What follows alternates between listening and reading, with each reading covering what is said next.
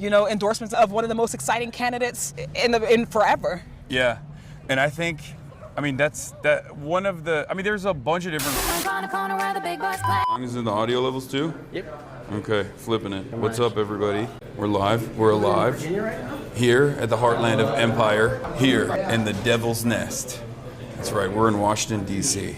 But unlike many of the congresspersons here today, we're going to be hanging out with a congress member that I actually do think is awesome. We're going to be hanging out with Summer Lee. She's going to be walking us around, showing us around the Capitol.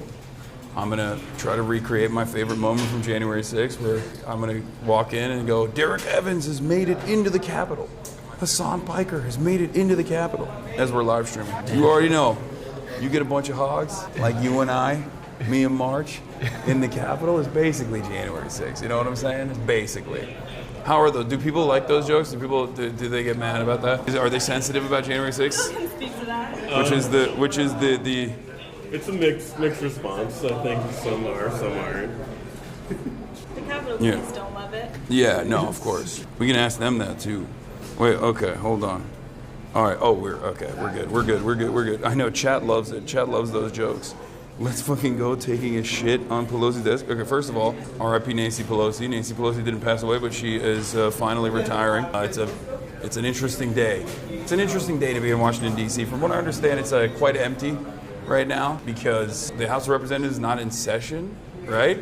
The reps are not in session, right? Only Senate? Not in session. Only Senate, yeah. So there's Senate stuff happening. I believe there's a vote actually that's supposed to be taking place in a couple hours in the Senate over Donald Trump bombing Venezuela. And of course they haven't been able to get enough votes to even demand that there is some sort of legal process to do these sorts of things, obviously. And we'll talk about a lot of that stuff and more, but you already know what it is. It's the blue wave time. It's blue wave. It's woke is back. Woke-mentum. It's Zomentum. And you can kind of see it. There's a line filing up right now as the staffers are trying to go in. Show them. What's up, man? Hell yeah. But there's a line of people that are walking in, and they're not even patting them down. They're actually just making sure that they are abiding by Sharia law. The Zomentum didn't just impact New York in a significant way. It seems like jihad has made its way into this nation's capital. That's right, woke Sharia is alive and well here in Washington, D.C. So yeah. You can't say that? No, I can say it. It's fine. I met Summer Lee and she was so kind and cool. All right, I'll tell her that. What's up, man? Nice to meet you. No, you don't have to apologize. Yeah. We're live right now, by the way. Oh, sorry. No, it's all good. Yeah. Okay. Should we go to her? She's on her way. Here, take the... New York City's Hey, hi. not you. Hi, wait, I'll come down here. I know, you are so tall. Hi. No. Nice to meet you. Right? Hold on. Yeah, you can get up there. I don't want if you people to think that I'm that I'm super short. Let's get you mic'd up. And you can put is that. this, like a cute so little- it's you just take the button off from the back. It's magnetic, and then you put it. Yeah, flip it in the back right there. Oh, there it is. It's perfect. Honestly, sometimes we have magnetic. And then you turn it like this. Ah. There we go. It's All right, perfect. we're in here. Okay. I'm gonna try so hard to not hit this multiple times. How are you doing? This is March. I'm Summer. Have you met my people? Hi, Hasan. Nice to meet you. I met everybody else. Yeah, you. All right, so we're very My excited. chief is here, but he's a weirdo. Nice to meet you. And he's my brother. Nice to meet you. All right, perfect. All right. So I'm gonna be honest, I Yeah. hate DC. I hate See, that's because you don't know real DC. Okay. This is not True. DC. No, I always do that caveat as well. Yes, you're Yes. absolutely right. I mean, this DC is I am- whenever I do stuff around I here. feel you. It's always like there's like an air of evil in the environment almost. Even if it's not evil, I mean, it's like evil mixed with stuffy, mixed with pretentious, mixed with cloudy. All right. I am very lucky that I met DC before all of this. Like, Wait, I got family from you the have family area. here? Yeah, I got family from the area. And I went Okay. to law school Can here, we go through actually. here? We're going this way. That's why we wore this. Okay.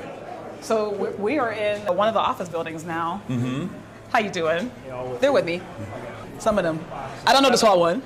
Yeah, I don't know him. Don't do that. No, I'm joking. Damn, you're really getting him. No, I'm joking. But yeah, no, we're over here. So listen, this is Capitol Hill. Capitol Hill, not DC. But this is, actually it's kind of bustling. I'm a little bit shocked. Yeah. So like we're just Oh my God. That is, so listen, when you talk about staffs, this is my staff and I like my staff very much. The staff over here that said, oh my God, when you walked in, is my roommate staff. Oh, okay. So I like them very much too. But listen, this is the cafeteria. Obviously we are in like 6 weeks of a shutdown. Yeah. So I was not quite sure how, like. I'm surprised they're still feeding the staffers. They should be, I thought they would have cut down on their feed the too. Staff is feeding them. The staff are feeding themselves. Yeah. They're paying for this. Yeah. They're paying for this food. Like it's a cafeteria, but you gotta pay for this food. Yeah. So we have a Okay. couple cafeterias. So it's like you have this one over here in this building. All the buildings have a little bit of something, and then the Capitol. But then this is where everybody comes. I see Cool. y'all eat down here, right? So before we move around, is the audio good? Okay. Why don't you introduce yourself as well one more time so we do it the right way? Yeah. Hey everybody, Summerly. I represent Pittsburgh, Western Pennsylvania in Congress. So this is my second term. So I know my way around here a little bit, but not enough that I have enveloped the air of evil. But I'm a congresswoman and I'm excited to show you all around. We got friends. We got friends We in have DC. some of actual real life. Yes. Progressive, not the Yes. fake ones. Yes. So there are She some really of us here. is. She is. She's dope. For those of you who don't know. But they know already. They know. And if you don't, now you know. And they're about to find out. All Yeah. right. So what do you? So let's do this. What's the plan here? What are we doing All right, today? so we're gonna go through here, right? So we're in one of our office buildings. We're gonna take a tour of the cab. It's gonna be an abridged tour because honestly, you could spend years going around this place. So we're gonna go through here. We're gonna go through like the tunnels. We're gonna see all The tunnels. Yeah. So all of these places so are is it- connected by tunnel. We're gonna walk through our tunnels. We're Wow. gonna go through the Capitol. Hopefully, we're gonna have Okay. to move quickly when we Okay. get like around the House floor. Yeah. I mean, you asked me. I'm gonna try to get you in the House floor if you want. That'd be great. I know y'all aren't gonna be able to come. Like the people aren't gonna be able to come with us. Oh, they're not but gonna be I might able be to. able to. Like the camera can't, Oh, okay. but we can peep in. I think we can Okay. peep in. We can just do So, a yeah, quick we're- peep. This is my like January 6th tour. You know, that's what. I don't know the route that they took on January Yeah. 6th. This is. I don't think we're gonna take that route. But You know no, who- so like you know who everything knows? is coming. Lauren Right? Boebert. She knows the route. She knows that there are people who know the route. Yeah. I wasn't even here when all that happened, so Yeah. honestly, I watched a video of that, and I was a little scarred by it, like watching it, Yeah. and now knowing just like being here, knowing how this place works, like to now envision like an actual insurrection happening here is Yeah. wild. Yeah. Well, we were there basically because everybody was kind enough to live stream it, Yeah, I know. which was like I think that was Yeah, like. but now knowing, that's like, the- but now that's the- knowing what I know and seeing like the breaches that they were like really breaching defenses. Yeah. Like, It was they made it to awesome. places that they should not have been able to make it. Yeah. So that is a little jarring. And you'll see, like, just walking around here, like, you will get it. Like, you should not be able to get. Listen, dogs are Dogs? everywhere. Yes, I used to have an office too. Everybody have an office dog. That's cool. Yeah, we love our office dogs around here. I forgot that this is also all the politics nerds, so everyone keeps like passing by, being like, "This is Sean Piker." I'm like, "What?" Yeah, this is your place. Yeah, this is Welcome like home, brother. This is like a convention. Welcome home. So look, like right here, all right. So this is they're all with me. Hi guys. So look, this is the tunnel, right? This tunnel connects all the different office buildings. Whoa. And this is just the house ad. This is what the QAnon people think is like the baby transportation tunnel. That's what they think is going on. I don't know nothing about that. I missed that. But this tunnel, Q, is really nondescript tunnel, other than the fact that on the wall are like all these portraits. These are pictures, like every year, I think, we do a competition with kids, like high school kids. Every single district. So every district gets to pick a winner.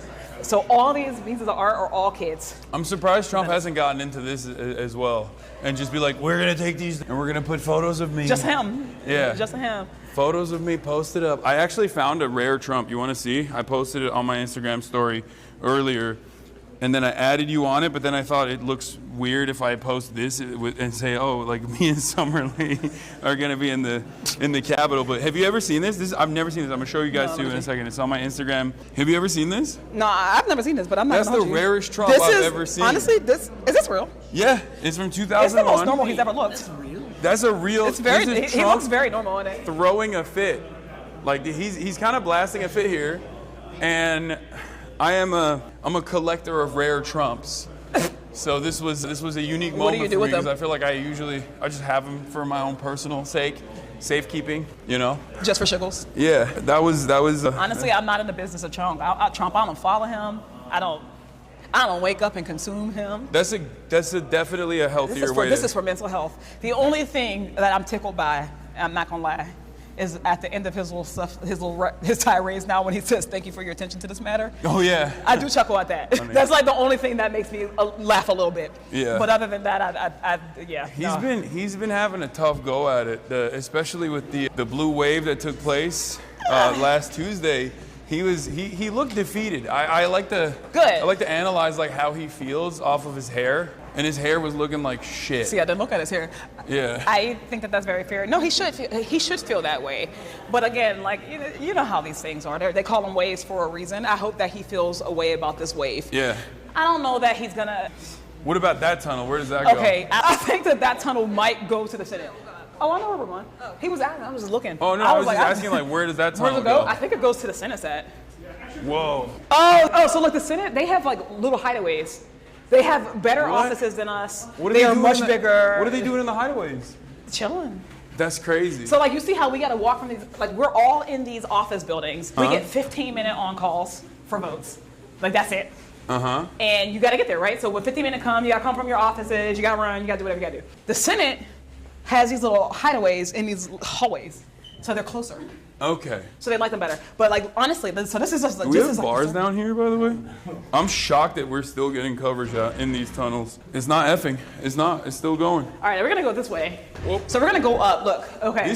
How long did it take you to figure out? Okay, there's no way we're gonna get cut off. Do you want to go up the steps? No, we can take the elevator. It's all good. Even if it cuts off, it's fine. Okay. Or if it's too many people, we can actually just take the steps. If you guys don't mind. We'll go here and Okay. All right. So we're going up right now, right? So look, we were actually across the street. We are in the Capitol now. So we're headed up to the second floor. Guys, we're gonna have to be quick. Don't get caught. Okay. Okay. It's to not film. So just Okay. Yeah. We've done this before. Okay. Cool. Yeah. Oh yeah, we do stuff. Okay. It's got bars in here. Damn. Wait. Oh no, it got cut. It just F. Yeah, if it survived the elevator, You got a hella while it came back on there. You know what? Oh, all right. I think we're good. Let's see. They're saying hold. Yeah. No. It's here. We're back. So that's shocking because in the middle of Los Angeles where I live, I don't get service like this, and Congress has bars underground. That's crazy. To be clear, when more people are here, we don't have bars like this. True. We have bars because nobody's here. That's right. So why is nobody here? So nobody's here because they have better things to do, I guess. Nobody's here because we are in the middle of the shutdown still. So like we saw all those staffers, but members of Congress, I have only seen like 2 today. But we haven't been here for 6 weeks. So honestly, so right now we are actually literally outside of the speaker's lobby, right? So like right there, all these entrances are like, this is the House floor. Wait. So we're not by his office. I think we are gonna go by there. Is this is the House floor. No, but like, is this where the thing happened? Oh yeah, is it? Philip knows. So Philip is our expert. He's our Capitol expert. Yeah. That's what we saw. So if you're thinking about how close they got, like for Damn. real, literally on the other side of this. On the other side of that, there was a Secret Service guy that shot, and wow, it was right there. That's like a scene of a crime. But I guess it's the Capitol. There's a lot of crimes. I'm gonna say there's scenes of many crimes. Yeah, but this is where everything goes down. So like honestly, when we're doing votes, right, you'll see all types of people bustling. Like usually this place is full of people, especially like right here. This is where they're gonna get. Like this is where we're gonna get got. Right here is. So this is the front door. Like you can see, like a very nice door. Yeah. This is the door that leads right from the steps. So people just come up here. All of this is lined with like press. Yeah. This is all press. Wait, this is a real door? Or This is a real door. Like fake doors. This is a real door. I can. Okay, I'm not gonna. As it turns out, we cannot get in. Look, here we are. Okay, I'm not gonna open it. See, that's why I went J6 mode for a second. What's going on? Don't say that. So you're trying to get.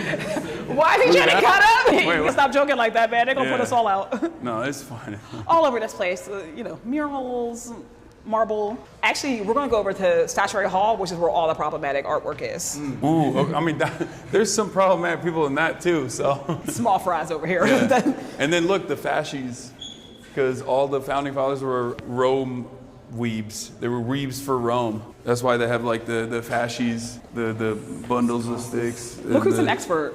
I don't know.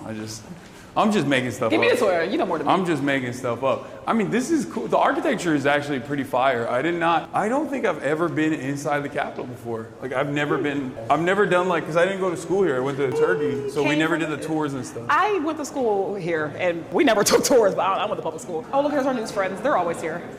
Yeah. So it's like, this is where CNN, Fox, NBC. Oh, this is where they line up. This is where they come and they talk, and then there's so much echo. Yes. This is the best.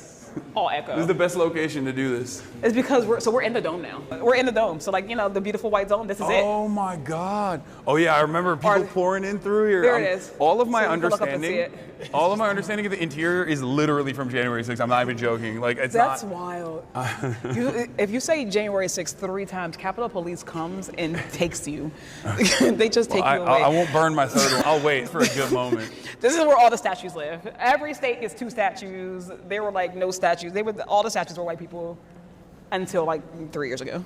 Yeah. They're just now starting to put non-white guys into here, but every state theoretically got to pick like 2. Person here. Yeah. That's cool. No, they're all over the building though. This is where the most of them live. Every other part of this tour, you're gonna see some random statue of a guy who you don't remember. What about? Okay. Oh.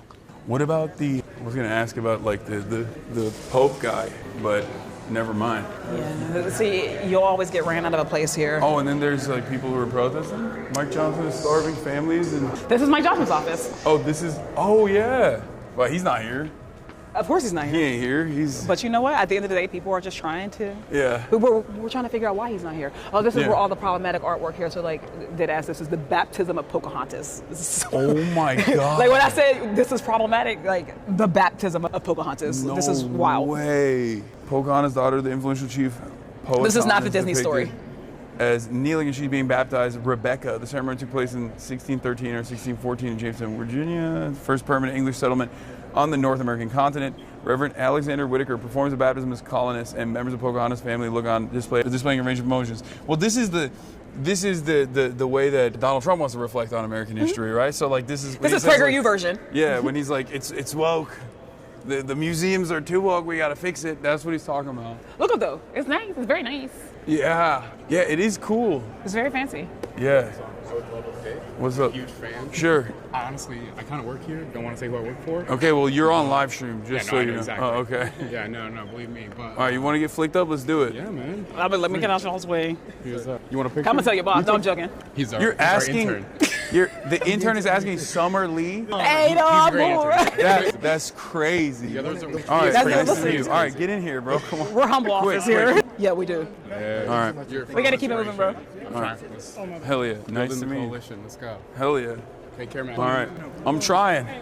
I am actually. I'm having a lot of fun. This is fun. So as you see, you might not know we're So- getting ushered out of this place too. But yeah, here's all the rest of the pictures. They're always the bit. That is the picture where like I think is that the one?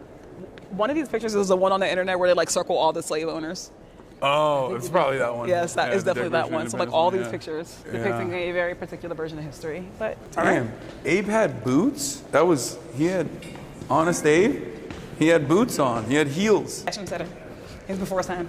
He was tall as hell too. I think it's like inappropriate. If you're tall, you shouldn't be wearing boots especially at that age. So you don't wear boots? No, I wear boots all the time. But I feel like we've gotten taller in general now. Whereas back And then. you're taller than what I thought you were going to be. Oh, really? Oh, yeah. I do hear that sometimes. No, because I always see you sitting down. Meanwhile, everybody else always tells me they thought I would be taller. What is this? Oh, okay. All right. So where are we headed now? All right, so we are headed now to the crypt. So we are right there, actually. So literally, this is under the point of the dome. So all of this is the crypt. Now, there are stories about this area. A couple things, right? You come over here. Ooh, like spooky stories? No, I don't think they're spooky. But like this, they say that right here. So this is the center. So this is like this is the center of the dome. But also, I think that this is where they get the quadrants in DC. So like if you leave Capitol Hill, you go to real DC. You can get northeast, northwest, southeast, southwest. DC, all of those quadrants are like based off of the center of this area. Wow. But is this the actual crypt where they claim that that George Washington is buried under? Guys? I gotta go George back to my expert. Going back to my Capitol expert, Philip. He is allegedly buried underneath. He's not actually there. Where But is he they- buried? Let's go find him. Yeah, which actually is not far. But this is just, honestly, there used to be more stuff down here. What are they doing there? I don't know. I He's think they just cleared selling out. it. He's selling it to the Saudi royal family. piece by piece. Well, this is yet and still the real people's house. People call the people's house the White House, but this is where the people's work actually gets done. But down here is also the Supreme Court. What? We just walk in. Y'all didn't tell us where to go. Where is the Supreme Court? It's close. So the old Supreme Court was here. So before they used to have the big building across the street, they were literally just down here in the basement. Oh, wow. Tiny little room in the basement of the Capitol. That's like, I feel like that's better. They should go That's back what I to said. that. When they cut up, And they're in like, they should go back to the basement. yeah. And they're also like closer in proximity to at least the elected representatives of the people whose lives they're deciding on. For a life tenure. Yeah. It's pretty crazy. Okay. All right. All right, let's go outside. You want to go see the plaza? Sure. So you haven't been on inside. Have you been outside of the Capitol? Not really. The only time I've ever been to Washington, D.C. is for the White House Correspondents' Dinner. And not even the dinner itself, but just events around It's it. okay that you went to the dinner. No, I didn't go. But I mean, it wasn't on some like principal shit. I just didn't, I wasn't invited. But So you've never just been to D.C. for No. You ain't never been to the go-go? You heard go-go? go-go music? Yeah. No. Go-go is like the cultural music of real D.C. Uh-huh.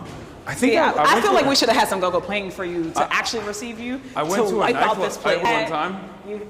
You had chicken and mumbo sauce. Like, if you haven't done that part of DC, when you do that part of DC, then tell us how you feel about DC. Okay. So All what right. brings you here? What brought you here today? Why did you want to come to this place now? I am here for CrookedCon specifically, but since I was doing that already, I thought, I'll go to New York earlier and go to the victory party and then pull up here a day early so we could do this collaboration. And I'm really fortunate that you were able to take some time out. I mean, I know there's not a lot on your plate currently, so this is as good as a time as ever. Disclaimer, I'm not on vacation. I can't speak for anybody else, but I'm not on vacation. We work for real. What is this? Oh, this is one of the people. Every state. Father Damien. Yeah, every state gets two. So this is their second way one. He looked like that, right? According to the statue? That's a cool way to look. He was so rotund. Robust? Yeah, or square. So rectangular. Honestly, I've never looked him up. I'm intrigued. If you were here when this place was open, you would have made it through. Yeah, it'd probably be a little annoying. I feel like it It's gets on for tough. Congress. It We're gets gonna go tough. this way. So when you come back here and you're a member, they ain't gonna love you the same. Oh, that's never. Yeah, that's what everybody says. Everybody says, I'm not gonna do this. I don't wanna do this. Never. Oop. All right, we made it out of it. Okay, I'm so already breaking stuff. just to talk about where we started over there. Oh my God. So I met you all the way over there, and we walked under. So that's how you can get on. So that's how, when it rains, weather, you can come under the tunnels. That's pretty cool. But when you come here outside, usually, so this is the plaza where everything is, right? We got all the office buildings. They're over on that side. Notice that we didn't go to the Senate. We don't go there. Yeah, no. Well, the Senate is in session right now, isn't it? Yeah. They're doing stuff. I'm not. Some stuff. Oh, okay. Not a lot. Something. They're doing something, They're doing I guess. something. I don't know. So we got the Library of Congress. So there goes the Senate. There goes the Supreme Court right over there. And then there's usually in session, right? You get people running over here. People are usually doing press conferences over there on what we call the little triangle. Usually you have press all lined up here. So when I say you press line from here, when you walk up the steps, all press till you get to the door. This is where the famous bill sat. Oh yeah, I'm just the bill on hit over Capitol. there. I know that. That's where the bill was. Yeah, This is a famous place. Andrew Cuomo made a version of that as an AI, And it was pregnant. and it was pregnant. Yeah, It was weird. pregnant sometimes, but not all the time. It's weird that he just chose to make the bill sexualized. Can and we pregnant. just say that I for one am excited that the most embarrassing campaign in history is over? Oh my God, I know. I mean, I have obviously some personal. New York. Yes, amazing. I have some personal investments as well in terms of I'm glad that they're no longer dumping $3 million into putting my face on Knicks game advertising next to the They did burning that towers. Yeah, you get. Yeah, they were really pumping it. They really just went, we'll just tune the dial of racism up to 11. And it's not gonna get better. Yeah, no. It ain't getting better But it's because there's no responsibility. There's no accountability. No. The election's over. They lost. You think they're gonna be like, okay, we should be racist. We shouldn't be racist anymore. Yeah. Doubt it. But the citizen's right over there. Crazy because it's he is technically supposed to be a Democrat, which makes it worse. I feel like because then it's like We if should you're talk doing about this, that. Listen, they always say the party is a big tent. That tent has gotten much bigger. Like it's not expanding. I think we're expanding it. We're bringing yeah, it. but they're not. Every day super we stoked. bring in somebody, they just go off the deep end more. Yeah, for whole for campaign every was summer off the league, we deep need end. like 3 Klans members, I think, to moderate it. Is the attitude that some people have? I think not everybody. No, it's not everybody. Not everybody. It's not everybody. But everybody should be. I don't know. I think there were some clear things people should be able to speak out against. Yes, absolutely. Like, just calling a guy running for mayor a terrorist for existing as a Muslim. Like that. Come on. That feels like something that every single Democrat should be able personally. Yeah, even like people who took their sweet time to come out and endorse the vote blue no matter who. Democrat. Yeah, all the vote blue no matter who people were like very. So you're not even getting a good shot. Let's swap it, bro. It's not even us. Okay, I got you. It's because of the sun. I was like, I wanted them to know where you at. But that was Cool. somewhat frustrating to see. Do you feel like there needs to be more protection within the Democratic coalition as far as like absolutely. as far as congressmen of like absolutely. marginalized background, no matter what. Precisely. And it's like we can't keep saying that we want more people to participate. We want more people to care. We want people to vote. Honestly, I think it betrays it when they treat when people treat like Zara like that. Yo, let's just sit down. Well, I was thinking. Oh, this is the Hakeem Jeffries.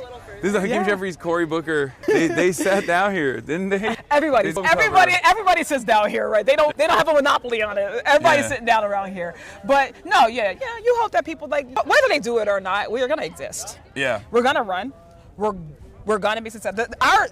Personally, like the left, like marginalized folks running, like our biggest impediment isn't a hater, who's in office. Our biggest impediment is the money, right? I don't care. You hate all day. You don't gotta love us. You don't gotta. Yeah. Keep your super PACs at at bay, right? Yeah. That's my ask. If we can't even, let's start there. Let's not sick super PACs on people who we don't like. If we can start there, that'll be good. We can move on to how about we not be, but we can kill the hypocrisy. You want me to vote? Every single election cycle, everybody's like, did you vote? Did you vote for the president? Did you vote for this person? Did you vote for that person?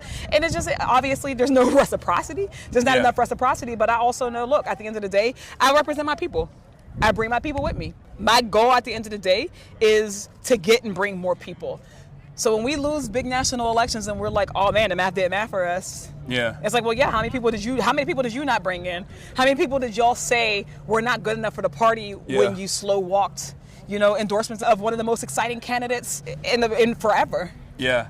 And I think, there's a bunch of different reasons for that, obviously. You do have like big corporate donors that are very scared of the scary word of socialism. But I think a major advocacy group that is embedded within both the Democratic Party and the Republican Party, and I think you know where I'm going with this, is obviously the Israel lobby. Yeah. And you were uncompromising in your values, and you spoke out against Israel's war crimes, against Israel's genocide, and you were one of the few that did not get punished in that same cycle where AIPAC obviously put a lot of historic amounts of money, and AIPAC subsidiaries put historic amounts of money against Cori Bush and Jamal Bowman. I do want to start with we're getting deep how now. You want to go over to my office? We can do that as well. We can still walk and talk, but let's get deep. But I want to start with what motivated you to run for office, what your background was, but also in terms of that last race. Yeah. What do you think you did that allowed you to cut through that noise? Yeah, Is this something you thought about? No, I think about it all the time. Yeah. We had, obviously they were able to take out my brother and sister, Jamal and Cori Bush. Yeah. I think that they are also people who were exciting. They cared about people. I can say this unequivocally. I have never seen someone go as hard for their people just persistently as Cori Bush. She goes hard. Yeah. When we're talking about people should be excited about politics, that's the type of energy that we should bring. And then the reason why they target people like us is because they're not trying to really just take out us. And they're trying to extinguish that energy. Yeah. People aren't supposed to come to politics and be excited. Yeah. So I mean, they want to kill hope. They want to kill that hope, right? That's Honestly. what it always feels like to me. Even with that's. If it ain't a slogan, they don't want it. Yeah. They only like slogan hope. Or even as far as hope in general, it does always feel like there's this energy, especially emanating here, that politics is supposed to not give you good things. Like, it's not supposed to offer you... The government's not supposed to give you good things. The government is not supposed to do anything for you. You know, the scariest words that any American can hear is, I'm from the government and I'm here to help. Like, that mentality is carried on, and I think it's basically calcified here. And that's very damaging for the Democratic Party's interests. Yeah, it is. Because if they were to represent, like, any kind of competency, they would have to do bigger government initiatives. Like, that's structurally what the Democrats are supposed to represent. Yeah. So when they also play this role in undermining any sort of competence, undermining any sort of, you know, better things are possible style initiatives, they're cooking themselves in the long run. Yeah, you know, the Democratic Party, we got to get out of our own way. I use our very loosely. I like to think I'm not in my own way. Yeah. But yeah, no, I mean, I think it's a couple of things, right? The original question, we work hard. I think that we had a little bit of luck, you know. I've always been very fortunate to have people who support me. Mm-hmm. And it's not like, I don't even just like my districts, obviously, but I mean, like, we have friends. Like, my first election, AIPAC came at us. That was the first election that AIPAC even existed as a PAC. Yeah. So like, when we were looking to see who was coming after us, we didn't even know what the PAC would be called. Like, you know, we thought it might be DMFI. We saw them in the cycle before. It wasn't them, right? It was this they're new at the time, like United Democracy Project. Yeah. We had no idea how they were coming at us. You know, we were 27 points up, something like that. They came in like the last 3 weeks, $1 million a week. Yeah. $1 million a week. The only reason why I survived then, and the reason why I think we survive now, is because, I mean, obviously you got to move. You got to move right? You kind of got to be perfect. Yeah. But we have friends like Justice Democrats. You know, they honestly, for real, they came in. Like, Justice Democrats, like, they came in from the beginning. When they started to put those millions in, they went and found us a couple of dollars. Yeah. You know, we had a couple of our union friends, you know, progressive folks all over the country. They were doing phone banks. Like, we just had like lefties like all over the country doing phone banks for us. Yeah. And you used to think that those tactics didn't work. Yeah, when they're spending millions of dollars to say you're a Trump supporter, you know, that you're going to destroy the Democratic Party. That's what they said. So that's really okay. So that's exactly what I wanted to talk about. So what a lot of people might not understand is that when AIPAC actually is dumping money into opposing a congressperson, they don't actually do it on the boundaries of Israel, because even AIPAC understands that Israel alone is not very popular. They have never mentioned it in any of my races or any race that I've ever seen. With Jamal Bowman and with Cory Bush, like, they actually never talked about Israel. The real reason why they were dumping that money was because of their position on Israel. Yeah, it was a position on Israel, but it's also just their position on the status quo. Yeah. Right. But all the folks who are big donors to AIPAC. Yeah, they have interest, just corporate interests. Yeah. Right. It was like the CEO of like Home Depot. Yeah. You know, exactly. It's different people who are coming at folks who are vocal, who want to tax the rich, who want to hold, you know, the system, whatever the party is, accountable. Yeah. That was really the common denominator.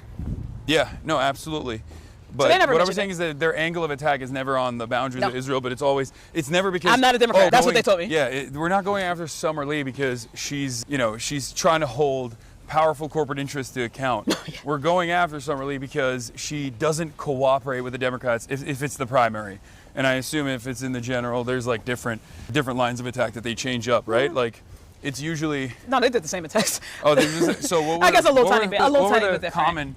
What were the common threads there? Like, what were the lines of attack? Honestly, genuinely, it was nothing but like, she's not a good enough Democrat. Yeah. They just changed the message on every medium. So on TV, wall-to-wall coverage. You know, just like ads is like, Summer wants to destroy the Democratic Party. Just wall-to-wall coverage. You wake up, and you... Honestly, at this rate, we're gonna go that currently... way. We're gonna go in that door. I would never go in that door because it's easier to get into this one. It was like every day you go outside, you could check your mail. One day there were 4 mailers in people's mailboxes. Each of them had me with like Marjorie Taylor Greene, Donald Trump, right? Trying to paint this picture that, you know, I'm not a good enough Dem. They pull, you know, out of context tweets. Yeah. You know, they did stuff like that. Oh, classic, yeah. But it was like all fear-mongering, right? Just like they're radical, they don't know enough, like they're not us, right? Yeah. It's the us versus them thing that they do anyways. So that was the message that they sent. And then they went, they didn't beat me, right? But they lowered that lead. Yeah. We went from 25 points up to winning by like 900 votes. But it's so, like, that is so undemocratic.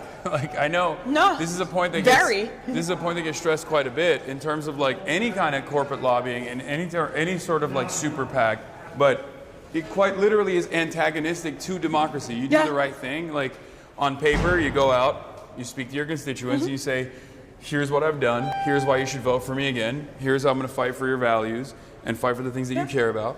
And then they can lie. This faucet of unlimited capital can just come in and just disparage you and make things much more difficult.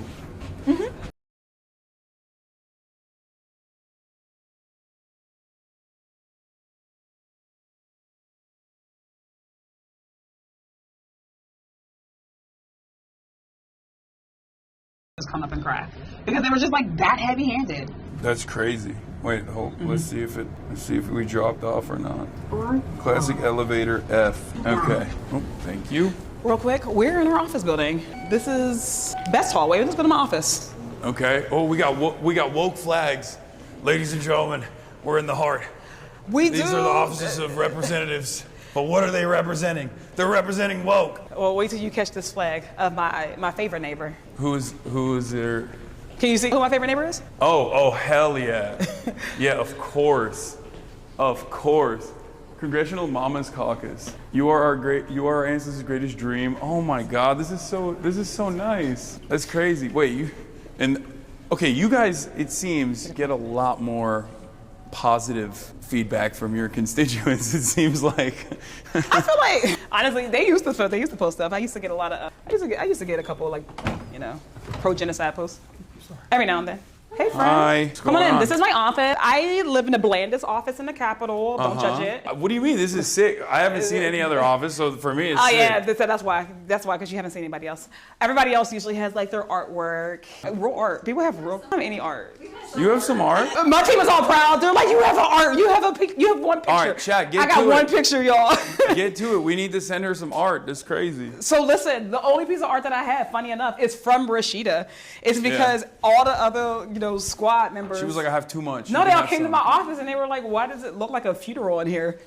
Can I put my jacket up there? Yeah, please. Get comfy. Right. So she's the only, they were all like, we're going to give you something. And she's the only one who actually did, so. Oh, so all the other come with me, come on. Congressional Progressive Caucus members didn't get you They stuff? haven't given me their art yet. What's that about, Greg? Get on it. Actually, Greg gave me a mug. Okay, never mind. Greg gave you something. Greg gave me a mug. I don't know. I'm waiting for Ilhan to give me some. Ilhan has a nice office. You don't know Omar has a nice office? She has a beautiful office.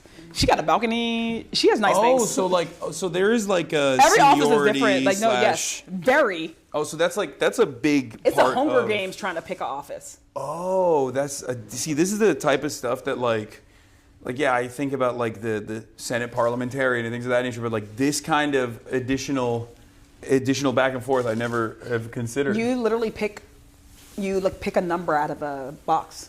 So like orientation, Can everybody you guys comes. like transfer for goodies? You can. Could you be like, I want your office, but I'll give you something in return? That feels unethical. I don't think so. No, they don't do that. I don't think we can do Not that. like People are shaking bills. their head. I just mean people like. People are shaking their head now.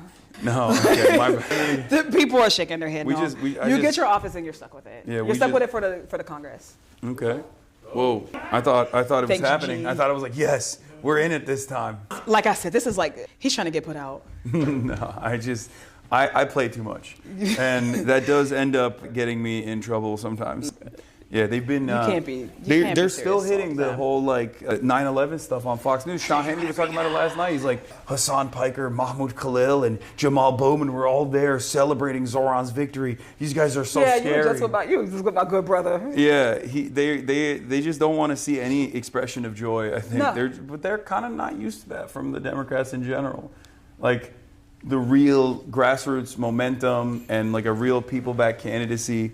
I'm a serious human being without doing serious things. Yeah. And when I'm not, I have a whole bunch of joy. Like, first of all the people who try to stop us from helping people. When we actually win, we should be happy. We should be excited. Yeah. I think we did exciting things. I think we did exciting things this week. Yeah. I mean, it's been longer than a week, but I think that we have things to be excited about. And your haters are always going to be upset. So personally, I couldn't care less. Oh no, couldn't care less what the Fox News say. I couldn't care less. As long as you have your people covered, as long as you are doing your very best. It doesn't matter. They want all us the to be background hopeless noise. because that's what authoritarianism needs. Yes, absolutely. So they want you to feel like, oh, you can't beat us. So let's start in the beginning. All right. What got you invested in politics? Like, what how did your journey start? My first day I went to law school. It was orientation. I was like, I ain't never gonna be a lawyer. But I was already there. I already paid, so I was like, I'm gonna stay. Might as well go through it. Yeah, I'm gonna go through. I'm gonna finish. I didn't want to do that. I didn't want to do it because it was like, you know, you can like litigate one case at a time. It's just like a brother brought in some trumped up charge, and you do that one at a time. But like, who's thinking about the system? I never thought that. That's crazy. People tell you something. You were like, I'm going to the top. I'm cutting. I'm just skipping steps. There's no such thing. Have you met some of my colleagues?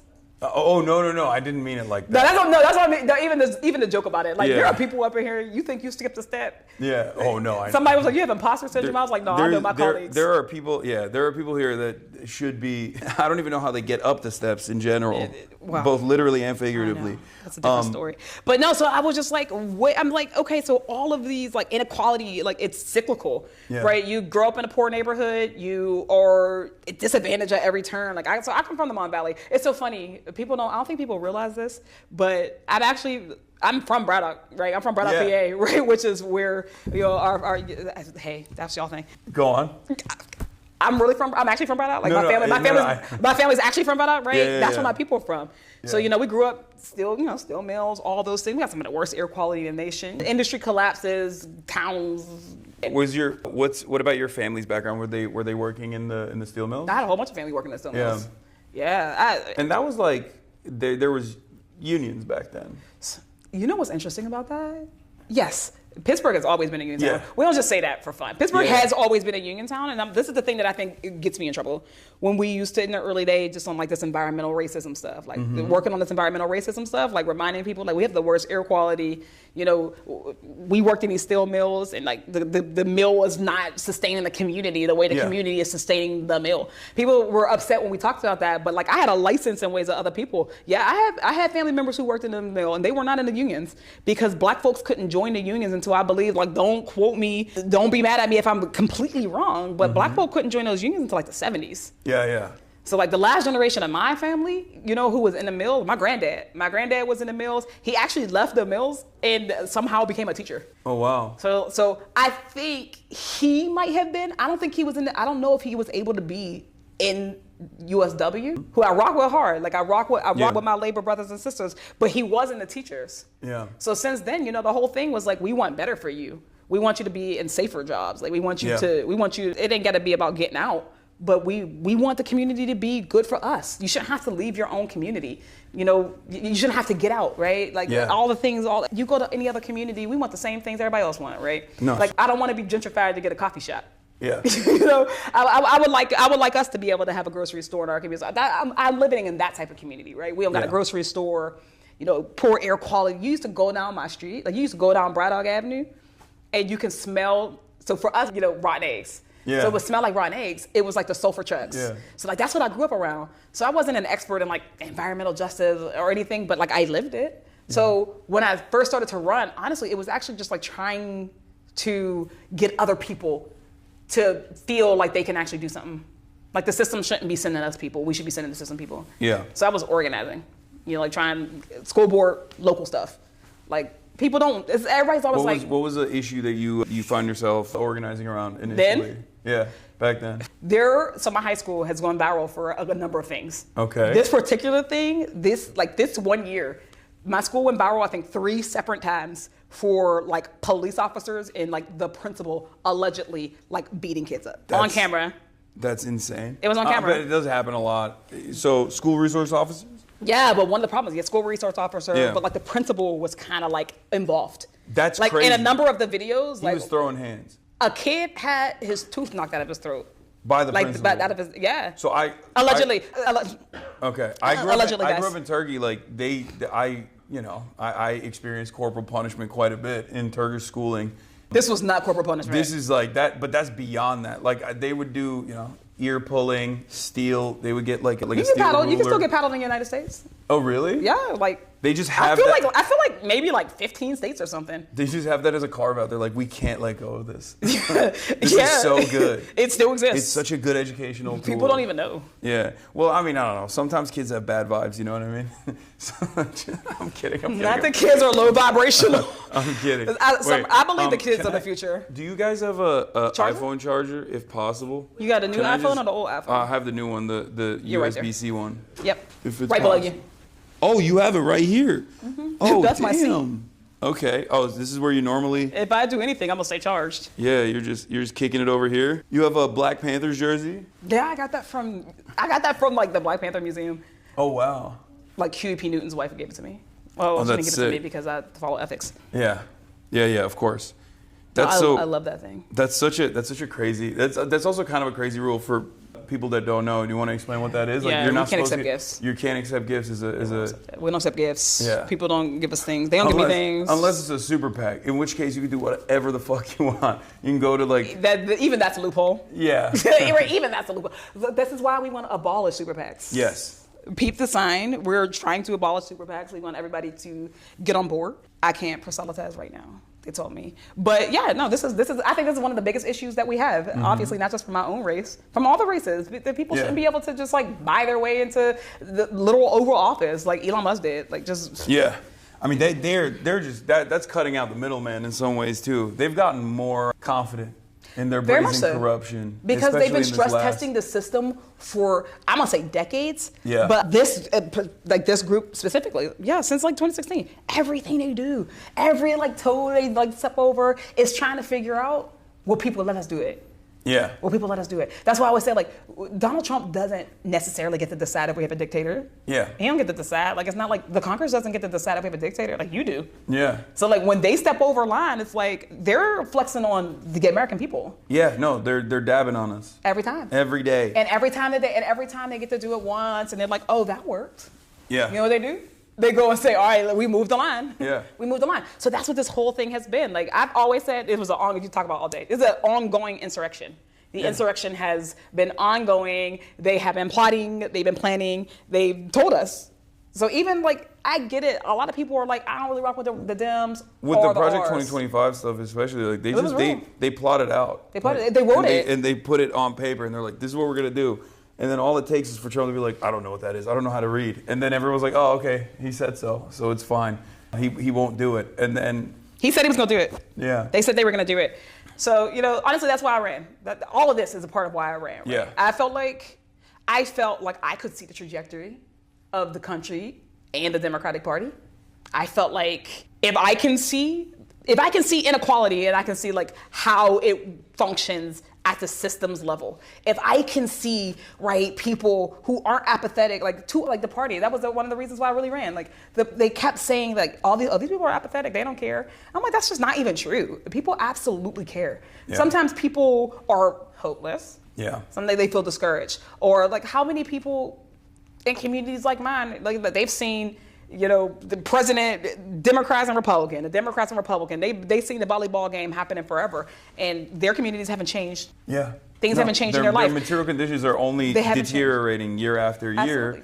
And I think that is a major issue. That's like what I address all the time as far as like the sense of entitlement. It seems that some people hold, Democrats in particular, where they're just like, no, you have to vote for us. We're better than the other guy. And like theoretically is true. In theory, harm reduction is correct, right? Is a correct theory. I believe But so. it's a terrible way to It's campaign. a bad message. It's a bad message. It's a terrible way to campaign, and it's been an abject failure over and over again. I think that's a key point. It's been a failure. I think that multiple things have been true. When I used to knock on doors in my really early days, because that's all we did. Like I knocked doors twice a day, every day. So I did a morning shift, I did an afternoon, I did like an evening shift. I'm hitting people for breakfast and dinner, just talking to voters, and same things all the time. Like, yo, you deserve clean air and water, right? Yeah. I mean, we live in the wealthiest nation on earth. Your kids should go to a good school. You shouldn't be paying, property taxes out the wazoo if your kid still is not getting the education they deserve, right? Just stuff like that every day, every single day. But I talk to a lot of non-voters, Yeah. And I think maybe that's what makes me a little bit different. I'm not just saying me personally, me and others like us. That I talk to non-voters as much as I talk to voters. I talk to infrequent voters. I talk to folks who have never been registered in their entire life. I have people in my family, right, who they vote when I say go vote for me. They know me. And sometimes I'm certain they're lying to me. Like sometimes they're like, "Summer, yeah, I voted for you." Sure. Like, okay. They didn't go. What am I do? Right. Here comes summer again. Right. Asking us to go out and register. I had to go and like drive because I was like, girl, I'm a babysitter. I'm gonna drive you to the poll. Like I need to vote. But no, I've talked to these non-voters, and at the end of the day, it is that hopelessness. It's like, well, what's the difference? It doesn't make a difference. And then I talk to your Democratic establishment people, and they're like, well, of course there's a difference. The Supreme Court, right? Roe v. Wade fell because the Senate gets to a point. Yeah. That was a real thing that happened, and I think that the disconnect is that. What I think the Democratic establishment does not understand is that, look, there is something about the system that non-voters, marginalized, disenfranchised people, that they understand about the system that these folks don't understand. Absolutely. And on the other side, there is something that these Democratic establishment people understand about the system that they're not able to fully grasp and understand too, because they are worried about their basic needs. The key is that it's incumbent on us to go and get folks. Yeah. Like we're the ones who are supposed to say, I understand why you're skeptical. I understand how it can be hard for you to prioritize voting when your material conditions are just getting worse. Yeah, what's really interesting is... We stopped doing that. Yeah, oh, absolutely. And it's like, that's the basic principle of democracy, is that voters are supposed to go out and extract concessions or make demands out of their elected representatives in exchange for a vote. And then you sit on this seat of power to make the popular demand known and try to fight for them. And yet, for some weird reason, we are so far removed from that basic principle that even campaigns like Zoran's or campaigns like yours, but Zoran's one's like in New York, so it was very high profile. It's big time. Yeah. But it's like, it wasn't unique at all. Like, in many ways it was unique because the circumstances are so dire. But what I mean by that is, like, it's not actually that unique to go out, ask a bunch of voters and non-voters, like, what is your major issue? Actually, you mean talk to voters? Yeah, talk to voters, identify some key problems. I got big theories on why people don't talk to voters. What, in here? Oh, I would not love even to, just here, right? Just I would love to get into that because that's a major gripe that I have. We'll circle back. But what I'm saying is, like, it's the most basic thing. You go out and you ask people, like, what's your issue? How can I solve it? And then you identify a couple of those issues and you keep hitting those issues. And of course, lo and behold, all of them revolve around material inequities and financial struggles, affordability, things of that nature. And you just keep hammering out those points and you win. Even when you have hundreds of millions of dollars in corporate interests and numerous different advocacy groups. I'm not going to say even. Together. Let's be real. Zoran had some dollars. He had support. He had help. When a lot of people talk about, oh, why'd you win? Why'd he win? Sometimes because it's a good story. We put the emphasis on the grassroots organizing. Yeah. What did he have? 90,000 volunteers? I don't know if that's a real number. No, he had 50,000. 50,000. He had 50,000 in the primary and then 104,000 in the general. That's wild. Let me tell you who ain't getting that many volunteers. Nobody else. No, on absolutely. God's green earth. Like, not in a district, right? In a non-national campaign. Well, we're trying to fix that. Absolutely. But in a non-national campaign, that's wild. So we put the emphasis on that because we should. Because proportionally, that's us saying, like, the reason why we're here is because of you, right? People put us here, people care. We connected, real connection. And so sometimes people are like, well, you don't need all that money. But it's like, at the end of the day, when your ops can get out anything, say anything about you, and you can't counteract it, it does hurt. It hurts. No, because now you need more volunteers to now go, now you got to counteract the lie. Yeah. So like the idea that we don't need money, like I would love, and I can't wait, it exists. As the future already exists, it already exists that we live in a world post big money in politics. We live in a world post authoritarian. It exists already. And as we build to it, right, we do have to recognize that, like, actually our people do need to have dollars so they can compete. It's not an evil thing. No. We do need to actually run for office. It's not an evil thing. Yeah. We need to wield power. Power is neutral, right? Power is not inherently good or inherently evil. And there are like a few people in history who are like, power is to be wielded. I think when you talk about like democracy, if I just flip it on its head a little bit, like the fundamental thing about democracy is that it's government by the people. Yeah. Which means that our real job is not necessarily like a transactional thing. It's actually to be like the candidate in the perfect world. Candidates don't go to the people first. The people. They are the people. They are the people. Exactly. The people are like, this is our person. This is who we're sending you. Yeah. And because we are a person, like you represent them, you already know you're embedded. Now you stay with your folks. It's you not stay on supposed the to ground. be a special class. Like It's not a special politician, class of people. job. Yeah, it's supposed to be you're a teacher and then you're representing your community. You represent your community. You can Yeah. be anything. And that changes, well, what's the qualifications for Congress? Yeah. People think that the qualification for Congress is Nothing. lawyer, business no. owner. No, it's whatever lived experience you Yeah. have. You are personal. You have personal expertise on all types of stuff. Yeah. You be convinced that we don't have it. And I think I would go so far as to say, if you're a regular person experiencing financial struggle, trying to make ends meet, trying to pay for rent, you have the necessary qualities that many people in Congress no longer hold, especially after years and years of being a part of this machine. I've talked to a lot of politicians about this kind of stuff behind closed doors and private meetings and things like that about and they just want to know how do we message? How do we message to the kids? How do we reach they don't really care as far as what I try to explain to them, that it's not just about the platforms that you're on. It's about what you're saying, and it's about actually being an earnest about your defender. authenticity. Yeah. We don't have a message problem. Yeah. I'm not gonna. Okay, we have a message problem. We do. We don't have exclusively a message problem. We have a messenger problem. Yes. I've been talking to a lot of my colleagues too. I remember we were going back and forth in a retreat, and everybody, after the election, they all bring in the polls. It's like the polls say this, the polls say that. Honestly, I mean, the polls always say this. I'm like, I told y'all that. I'm like, I already told y'all that. But so we're doing that, and then we're talking about, and they're like, well, what we need to do. I was like, no, we need people. You can say whatever you want to say. You can start cussing online, look cool. You can do all that. If that is you, then do it. But the problem is if you ain't never had to struggle to pay the rent, how are you going to relate to somebody who does? And a honest person doesn't have to relate to every single person in their district. You don't. Yeah. But again, as the party of working class people, if you can't relate to working class, I had to talk to my colleagues there are so many of y'all who generationally have not experienced being of the poor. Yeah. I think most of us are working class, right? You don't own anything, you don't trade stocks. You're in a working class. You got to work for your living. You're in a working class. But a lot of people lose those roots. They're not there. That's why they're not talking to non-voters anymore. Yeah. That's why you got all these people who are only listening to consultants and hyper attentive voters, like those voters who are like, I go to caucus, I go to the DNC. What the abundance call the groups. Yeah, they're talking to them all the time. Yeah. But they're not talking to real people. And then when they go and you go to the barber shop and you ain't been to the barber shop in years, you don't know what them brothers down there are dealing with in their real life. So how are you gonna relate to it? And that's the problem. Right now when we're talking about, man, we got colleagues who, and this is not a shot. We got folks who have been here for longer than I've been alive. Actually, they've been here longer than I've been alive, which means they've known various iterations of the Democratic Party, various iterations of the Republican Party, and now they have officially known a different iteration of the country itself. The country that they've known, that we've known, it does not exist anymore. We are in an authoritarian regime. Yeah. And there are too many people who are nostalgic for a time that will never exist again. It cannot exist again. Whenever they say, I want a strong Republican Party, the way things used to be, I'm like, no, I want no Republican Party. I fell out of my chair. I'm like, no, I want. That's like saying I want a responsible plan.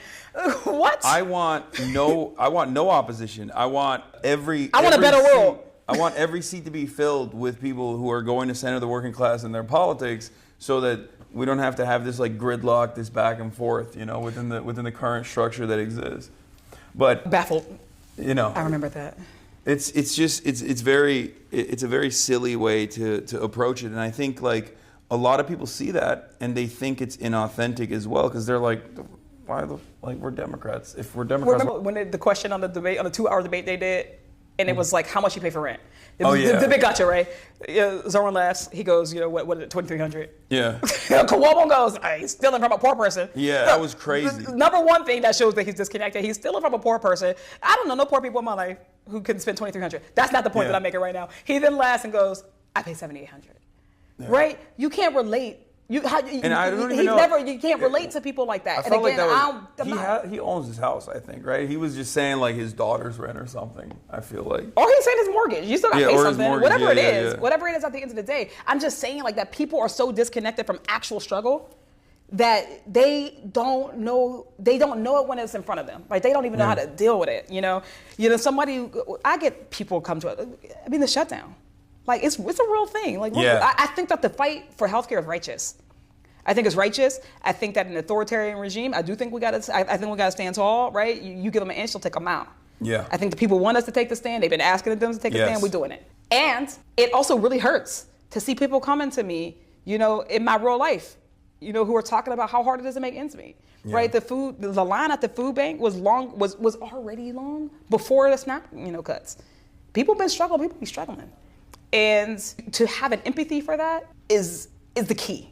You don't have to have lived every experience. You really don't. Yeah. But like, if you don't have to ever see it, it's like Gaza, right? The biggest movement happened when people had to see the imagery. Yeah. We do have to start to question, why do we have so many people here who we have to show pictures to? Yeah. Like, why does a starving mom got to come to you for you to be like, damn, I should do something, right? Why's it got to be like that? This is the generational divide we are right now. As people are retiring, and the next class of folks are coming in, then this is an opportunity. We can actually get people who are responsive to the real needs of real people, or we can keep putting in messengers who aren't credible, who are going to keep begging consultants for how to say it right. Yeah, so that ties into something I want to talk about as far as like the system, right?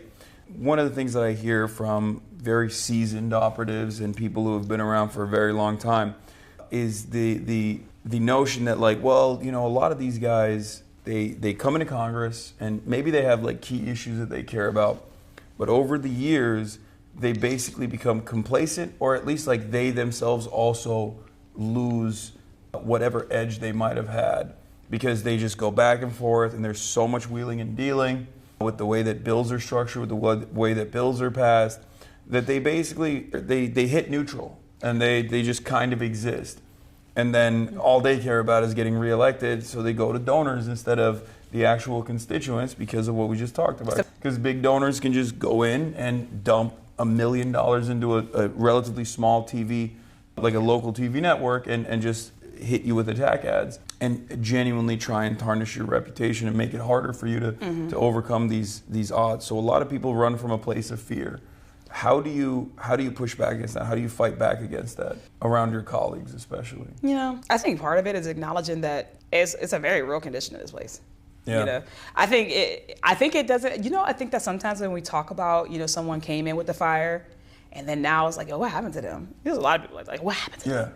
I think that we all like have it in our minds that it's a very like big thing. Like they got there and a boogeyman literally walked up to them with a suitcase, a suitcase of money. Like we imagine that it's something like this instead of the fact that it's actually like a small concession every time. Yeah. Every time it's a small concession. Yeah, just like chips away. First of all, this place is a soul crusher. It is a soul crusher. So the first thing, even if you're somebody who's running, like again, we got to focus on the future, not the past. And we can still address the past. But like, to flip the question, like if I had to like say for somebody who's like, I want to start building the government that reflects us and our dreams. The first thing you need to understand is that this place is a soul crusher by nature. It doesn't matter if you want it to be or not. It doesn't matter how strong you are. You got to have a North Star here. We all know. How many people come here because, they want to be famous? It's a very real reason to run, coming from nobody. That's crazy. People who, no, there are many reasons that people come. You can come because you want to be famous. Hollywood Fine. for ugly people. That's what Andrew Breitbart used to say. Everybody in Hollywood ain't that great looking either. But men get to be whatever they want in Hollywood. No. So you can come for that. You can come because you're like, oh, look, I got an idea. I have a perspective. I want my perspective to be. You can come for that. You can come, whatever reason you come, you need to have a North Star. Like, what is the reason that when this shit gets hard, like when it's the worst, what is the thing that's going to get you up in the next day? And if you have to have that center, because again, it's everything. It's not always going to be the first thing. The first thing is going to be like, hey, can you look, just take this vote, right? Yeah. This vote is not even that bad. It is going to protect you. I remember when I first got in the State House, we ran over 2 years, remember? I first got in the State House, we're doing first day into this year, we're doing a big bill. Like constitutional amendment. It's been like traveling across the country, state by state by state. And every time someone votes no on it, they like run multi-million-dollar ads on these people. So the first thing that somebody told me, they were like, yo, Summer, what about the ad? Like they weren't being disingenuous to me. They weren't trying to scare me. They were telling me the reality. Like, what about the ad? It's the reality that we have to think about those things. Yeah. Now you choose how you react to that. The ad can come, the ad might exist. Is it more important that you you specifically make it, or is it more important that the legacy exists of being bold, of being of representing this interest? That's where people are. That's where they get you, because it's easy. You want to be comfortable. I have vowed to not necessarily be comfortable here, because the moment you kind of get comfortable, you got to give up on something. You got to give up something. Yeah, I don't want to be comfortable here, and I get why people want to be comfortable. I think it's wrong, but I get it. Yeah, and then that slowly but surely chips away, and then it's already so difficult to make changes in the positive direction that people just kind of give up. And then they see the will and the dealing. But that favors the right flank. Every time. Every time. It's much easier to destroy. It's much more difficult to build. And the left flank party in this country is supposed to, in every country really, is supposed to be the party that is building towards, expanding social safety nets, building housing, building better public transit, these sorts of things. And I do feel like Democrats have a real messaging problem on that front, because they constantly find themselves in a position where they're telling people, no, you don't understand how this works, sweetie.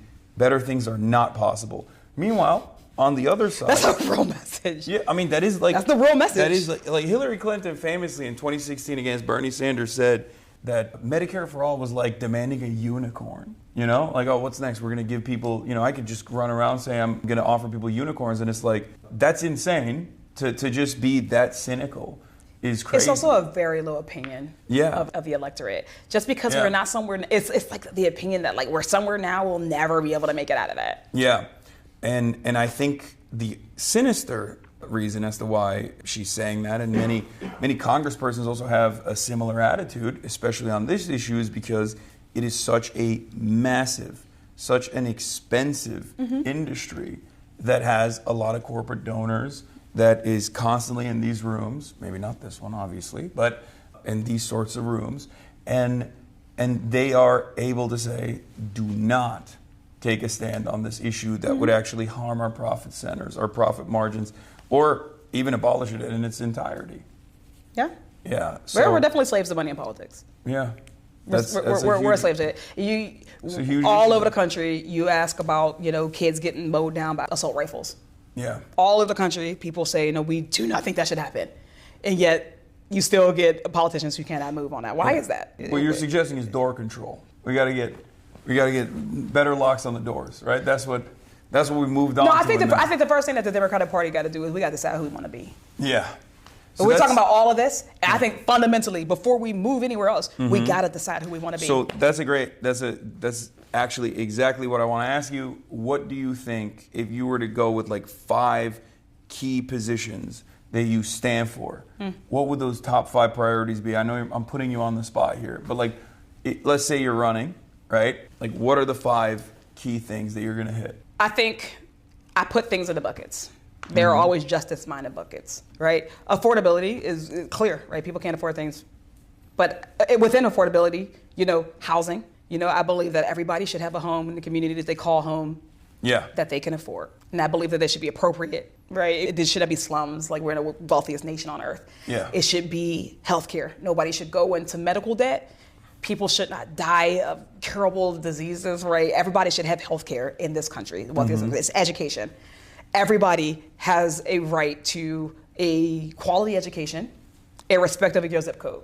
Yeah. I think it's environmental justice, that you should be able to breathe clean air and clean water. It's free. It's a freedom from your civil liberties being eroded. Yeah. So whether that be, prison reform, systemic reform for criminal legal reform, ICE, all of those things, we need a serious change in the way that we think about how we are, dealing with our citizens, with people. So I think y'all don't call me, I'm not saying that that's my exact 5, I was put on the spot. But those are the things that I think about every day. Yeah. Like, people should be able to navigate our society without going broke every single day. Their government should not be oppressing them. Yeah. Do you feel like people are, especially in this day and age, do you feel like the average person kind of just sees everything that's going on, but they're like, what can I do about it? And they just go about their daily lives rather than be more active and more, instead of being reactive, more proactive in general? Yes. How do we get people to mobilize at a time like this when they're too busy trying to make ends meet? I think, oh man, I think that takes a flipping of the head. I think that is a product of the system itself. It's a very like top-down system. Yeah, like it's what we talked about. People have lost hope. Yeah. Like we've killed or some hope. people never had it in the first place. Yeah. Right? Because the system is like, we are cogs, and the wheel keeps on turning. I think people, it's that focus on what is a real democracy. When people say, oh, what are Democrats going to do? What are you going to do? What are you going to do? Early days after January 20th, that's what we heard a lot of, right? What are you going to do? But it started to shift. And people started to say, what can I do? Yeah. But that was also partially because, like, the Democrats kind of didn't say anything. They were like, they didn't say anything, but when you think about it logically, I say this all the time. I'm going to use the same line all the time. You tell me, I want to put a check on Donald Trump's power. Yeah. I introduce a bill. Which of those bills are going to be brought to the House floor by a Mike Johnson or Kevin McCarthy or whoever they put in that day? Which one is he going to bring up that's going to get a vote, that's going to get to 218 of his members? And that's going to then go over to the Senate. That's then Thune is going to bring up to the House floor or to the Senate floor. That's going to get, a majority plus, because it's the Senate, filibuster-proof majority, that they're going to then vote on. That's then going to go to Donald Trump, and he's going to sign. Yeah. This is the lesson that we needed to learn before the authoritarian regime. That at the end of the day, it is still the final fail-safe in a democracy. It is the people, which is why this is where I think one of the biggest failures of the Democratic Party falls. Right? We are so arrogant too often, and like this idea that we did it the right way. This is the only way to do it. Voting is the only way to do it. Running is the only way to do it, and everything else is a problem. Right? Yeah. You know it. Black Lives Matter, the anti-genocide encampments and movement. All of those things have been met with shame by people in leadership. And that's not just this generation, that's generation after generation after generation. Yeah. The anti-apartheid movement, right, in the 80s and the 90s, met with shame, right? The sit-ins, Dr. King died unpopular. Yeah. Right? And every generation forgets the lesson. And the Democratic Party does it too. Right? So we're like, there's a right way to protest. There's a right way to do that. Well, now, guess what? We don't have any lever of government. Yeah. So I think what real leadership is looking like right now, that the people we're really wanting is like, okay, so what can we all collectively do? Because people have for too long been like, my job is to vote and y'all do this. Yeah. But that's not how democracy is supposed to work. No, they have to be more active. Like, politicians have to also, like... We have to encourage your activity. Congressional representatives should not only encourage it, but they should also be out there on the streets. And that is actually a real demand that a lot of voters are making as well. But what you actually talked about with respect to BLM and also Gaza is so perfectly representative of the nihilism that people experience. Because, like, I'm 34 years old. People around my age and younger, during the COVID lockdowns and in the aftermath of George Floyd, took to the streets and they protested. I was there.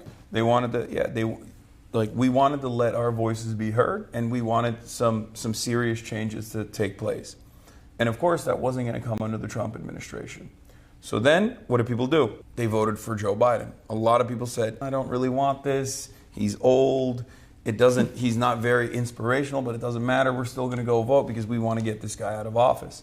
So they did their civic duty. They did. And they got nothing in exchange for that. So the lesson there was, there's nothing you can do. You do everything you want. You can do everything. You can protest.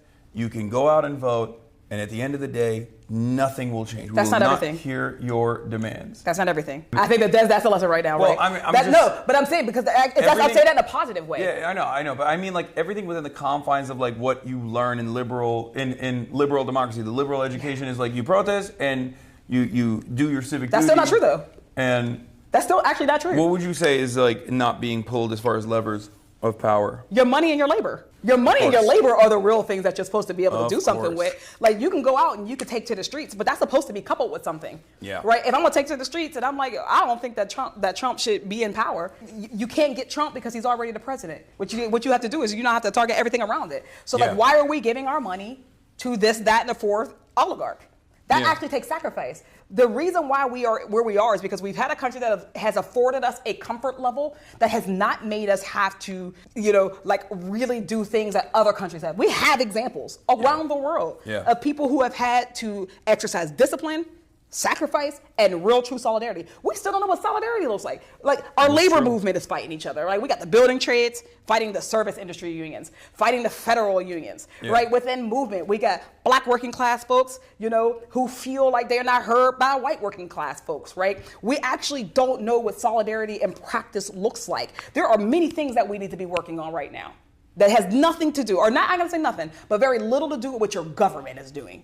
Yeah. I always say you come correct too, but we all have a role to play here. So when I think about real sacrifice right now against an authoritarian regime, I want to hear black folk, for instance, were like, they're going to cut DEI from Target. We're not going to go to Target anymore. And you know what we have to hear every day? Boycotting doesn't work. Yeah. What does it matter? It doesn't matter because I'm one person. The rugged individualism has neutered us. Yeah. It has made us forget where our real power is. It's we the people, not I the person. Yeah. Right? Boycotts do have to be targeted and directional and very issue specific and strategic. And BDS for Palestine has been fairly effective in this regard. Obviously, there's a long way to go there. And it comes with other things. It comes with your messaging. Yeah. It comes with building the narrative. It comes with putting pressure on your elected officials. Yeah. Then you see them as tools. Each thing is one tool. It's not the only one. But you're absolutely right, obviously. Labor militancy has been completely destroyed in this country. Mm-hmm. Labor unions are somewhat corporate captured or barely even exercise their biggest leverage of power, which is work stoppages, when it comes to even contract renegotiations usually. And sometimes it's literally illegal to do because it so. feels like sometimes it's illegal. Yeah. Sometimes it feels like a nuclear option. Yeah. Right? Sometimes it's like, am I going to step out on a limb and is anybody going to catch me? In Pittsburgh, we actually have the longest strike in the nation right now. We have the longest running strike. They're at 3 years, our Post-Gazette workers. And for 3 years, they've been on the picket line. And one after another, folks they do what they do. But also, politicians started to real quietly start to talk, to the newspaper. They started to real quietly, some of them might not be as explicit. I've seen many Democrats cross the picket line there. One Democrat crossed a state line and then a picket line to talk mess on me in the Scab newspaper, right? That's so crazy. When we think about the discipline there, so they've been doing this for 3 years. How do you think they feel? Like they feel like, where's the rest of the labor? And it's like the rest of the labor also is like, no, we didn't mean to abandon you. And some of them aren't actually, we're not even actively abandoning you. Mm-hmm. It's just that people are trying to figure out how do they exert power and where are the appropriate places to exert power. Mm-hmm. And we all have to collectively do better at that. Yeah, no, you're absolutely right. So they're like, if I do this workshop, is anybody gonna come with me? Yeah. We gotta talk about how do we get to a society where people are not sure if someone's gonna come with them? Yeah, I mean, it's rugged individualism. It's the worst poison for solidarity, and unfortunately, Americans do have that very selfish tendency, or it's not even like it's selfish in the short term, but it's actually silly in the long term. It's like it's self-defeating in the long term because you're not going to have anyone else that comes for you if you don't show up for them. And yeah, I mean, I try to. Part of that is understanding each other. Yeah. Sometimes we skip that. It's actually uncomfortable to talk across communities. It's like, oh, this community has an experience with my community. We have a history. We'll never address it. Yeah. Because that makes us a little bit uncomfortable. Yeah. And I think that's the same with labor. I think that's the same with politics. This is a time that's calling for that. It's calling for introspection from all of us. We can all point our fingers right now. After November, whatever that date was, all of us could have learned a lesson. Yeah. The left, the middle, we all had a lesson. It's easier though to say, did you learn your lesson? So that's what the establishment does. They're like, the left didn't learn. What did they get out of it? Yeah, there's a lot of talking over one another in these sorts of situations, but I do think there's a sinister reason for it. Like it's not like when I see Democratic politicians run to CNN in the aftermath of this very expected defeat, right? Because this was being signaled. I mean, if I can see it, and I'm a random idiot on Twitch, then I think much more intelligent people can probably comprehend it, especially when they're a part of the machine, and yet for some reason they're the most oblivious. But they immediately after Trump's second victory, they ran to CNN to be like, oh, why did we lose? Because we were too pro-trans or too pro this or too pro social justice. I also think that's a psyop.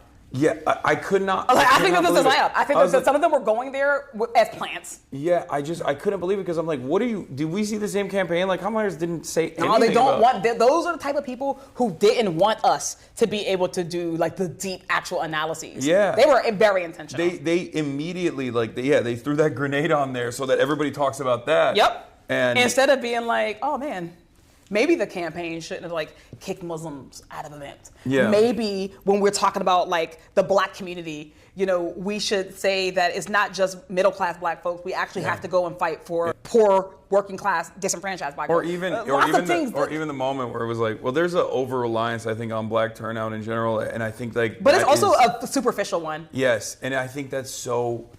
I have so many opinions on that, but I think it's like it's getting to a point where I've asked this to some other folks as well. I want to hear your perspective on this. Do you feel like younger generations of black men especially are not like actually leaving the Democratic Party in droves in the way that like people present it, because that's also very weird and racist when, you know, Barack Obama comes out and is like, oh, well, I guess you guys are a little misogynistic. Like, I thought that was like crazy to say, because at the end of the day, I think people have a right to be wrong. well, I think that was wrong, right? yeah, That brother had a right to be wrong. Black people still overwhelmingly, like, it's crazy to me when we're looking at like black people and how much they deviate away from the Democratic Party, when the margins of deviation are so minuscule in comparison to like the Hispanic voting bloc or the white voting bloc in general, which is always swinging in the direction I think of that Trump. fundamentally a lot of people don't understand the black community. Yeah, no, for Which sure. means that even a small deviation, they're like, yo, oh my God. Because what people do fundamentally understand is that black folks, and at large, we're not talking about individuals. Yeah. As a community, you're not going to see us flocking to Republicans because Yeah. Republicans are more inclined to like burn a cross in our yard, Yeah. right? Like I remember I served with a colleague in the state house, and you know, this person was like retiring. I'm like clapping politely. Sometimes I'm like, Yeah. don't clap for him. He would burn a cross on your yard. This, a white person said this to me. I was stunned. I was like, damn, I've never been the same. So now I look around and I don't clap for people anymore because I'm not sure if I'm clapping for like my Yeah. hip-hop. But like things like that. People don't give black people the benefit of being politically whole people. Yeah. That yes, the reason why we won't go there is because racism is a real red line. And I don't mean like, I ain't saying that liberals can't be racist. I'm saying that there are different types of racism. Yeah. There is the, I don't believe that you should not be in chains type of racism. Yeah. And then there's, you know, and then there's all these other biases. That part. But when you really get down to it, yes, black people are reliable. We vote, and we've been burned. Yeah. We're a community that has been burned politically. We're a community that has been both neglected and over-relied on in many ways. And sometimes, yeah, we are more likely to say in politics, like if I can think about the long term, like if for me, like I was like, if Trump is elected, this is going to be a dictatorship. Yeah. Like I recognize that my people will be better off without him, and we have not had the privilege of not being able to make that decision. Yeah. But then I think that some people don't understand that. Yeah, there are actually black folks who feel like they're not. I think that of swing voters, right? Yeah. A swing voter who is not a swing from Democrat to Republican, but a swing from Democrat to no vote. Exactly. So that's what I wanted to talk about. And we don't get the resources that swing voters get. Yeah. I think what's really interesting, or at least what I've tried to identify about this issue, is that like I feel like there's less participation in younger generations in general.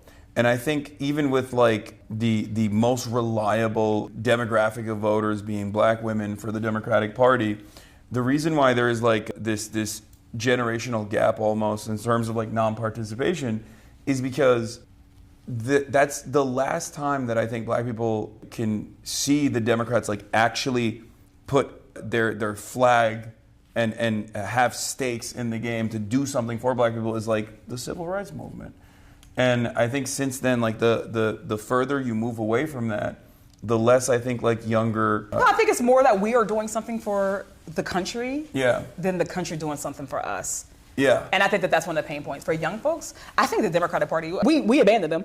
Yeah. We've abandoned young people. Yes. I'm gonna just say it. We have abandoned young people. Yeah. We left them vulnerable. I can't tell you, like the first time I ran, and you know, I'm running against a 20-year incumbent state house. And we're looking at like, okay, well, how do people cut turf? Like, who do you knock doors? Like, how do you decide what doors? Yeah. How do you decide who you send a mailer to, right? Those are all real big Yeah. considerations that a terrible consultant. You have a finite amount of time. You have limited find out resources. about the money, Yeah. and you're spending all your money on a trash consultant who Yeah. is really just thinking about their own paycheck. They're not even giving Yeah. you good information. We didn't go that way. We were like, okay, well, I'm black. The last time that black voters came out in mass was for Barack Obama. So when we're cutting the universe, instead of being like, Democrats love the term super voter, right? Our universe is always of super voters, right? So I'm going to give a mailer to the people who have voted in 4 primaries in a row. I'm going to, those are the only people who are going to be targeted for digital ads. Those are the only people who are going to be targeted for door knocks, if they even door knock, leaving people. So then we blame the people who we didn't even go and ask to vote for us for not voting. We do that with young people. So when we ran the first time, we put on anybody who was a new voter who was 18, because I was younger then, right? We put young people in our universe. You're still young. For this, please. We put all the young folks. If you're 18, 24, you're on the list automatically. We put black folks who voted. If you voted for Barack Obama, you're on the list. And just by doing that, by knocking on those doors, talking to young people, talking to non-voters, I talked to people who had not voted in a primary in forever. But I didn't blame them, like, why didn't you vote in your primaries? Yeah. Why would you? My 20-year incumbent didn't even have an opponent for 8 of those years, for like the last 8 years. So what does it matter if they vote? I didn't go in there with those preconceived notions, but we knocked. We double turnout. I think that sometimes there are people, Democrats got 3 masters. You know how sometimes I said you can't serve 2 masters? Yeah. We're trying to serve 3 masters at once, right? Are we going to be the party of working class people, or are we going to be the party of corporations? And are we going to be the party of democracy, or are we going to be the party of incumbency? Yeah. You can't do both. And the enemy of incumbency sometimes is an educated electorate. The more people you talk to, the more likely they are to be like, shit, I don't like that. So now they've grown a fear of talking to people. So now we got all these young people who we were like, oh, they're flaky. You know how hard it is to get on-campus organizing done? Like, we're like, hey, can we get some money to talk to our college kids? And they're like, that's not a reliable source.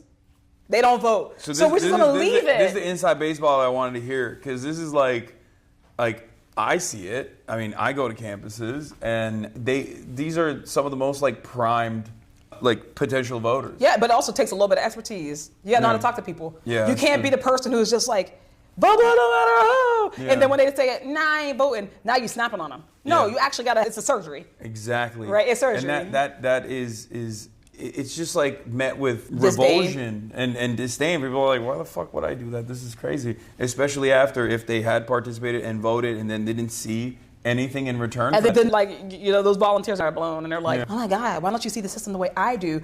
Comfortable, liberal, wealthy person. Because if you got time to volunteer, you probably got a couple dollars, right? You live in a whole different existence, and you don't understand why this disenfranchised young person maybe doesn't see the system the way you do. So if you are not ready to take the time to actually explore their interests, explore their perspectives and worldviews, and then help them to connect the dots, then you're not the best person to go out.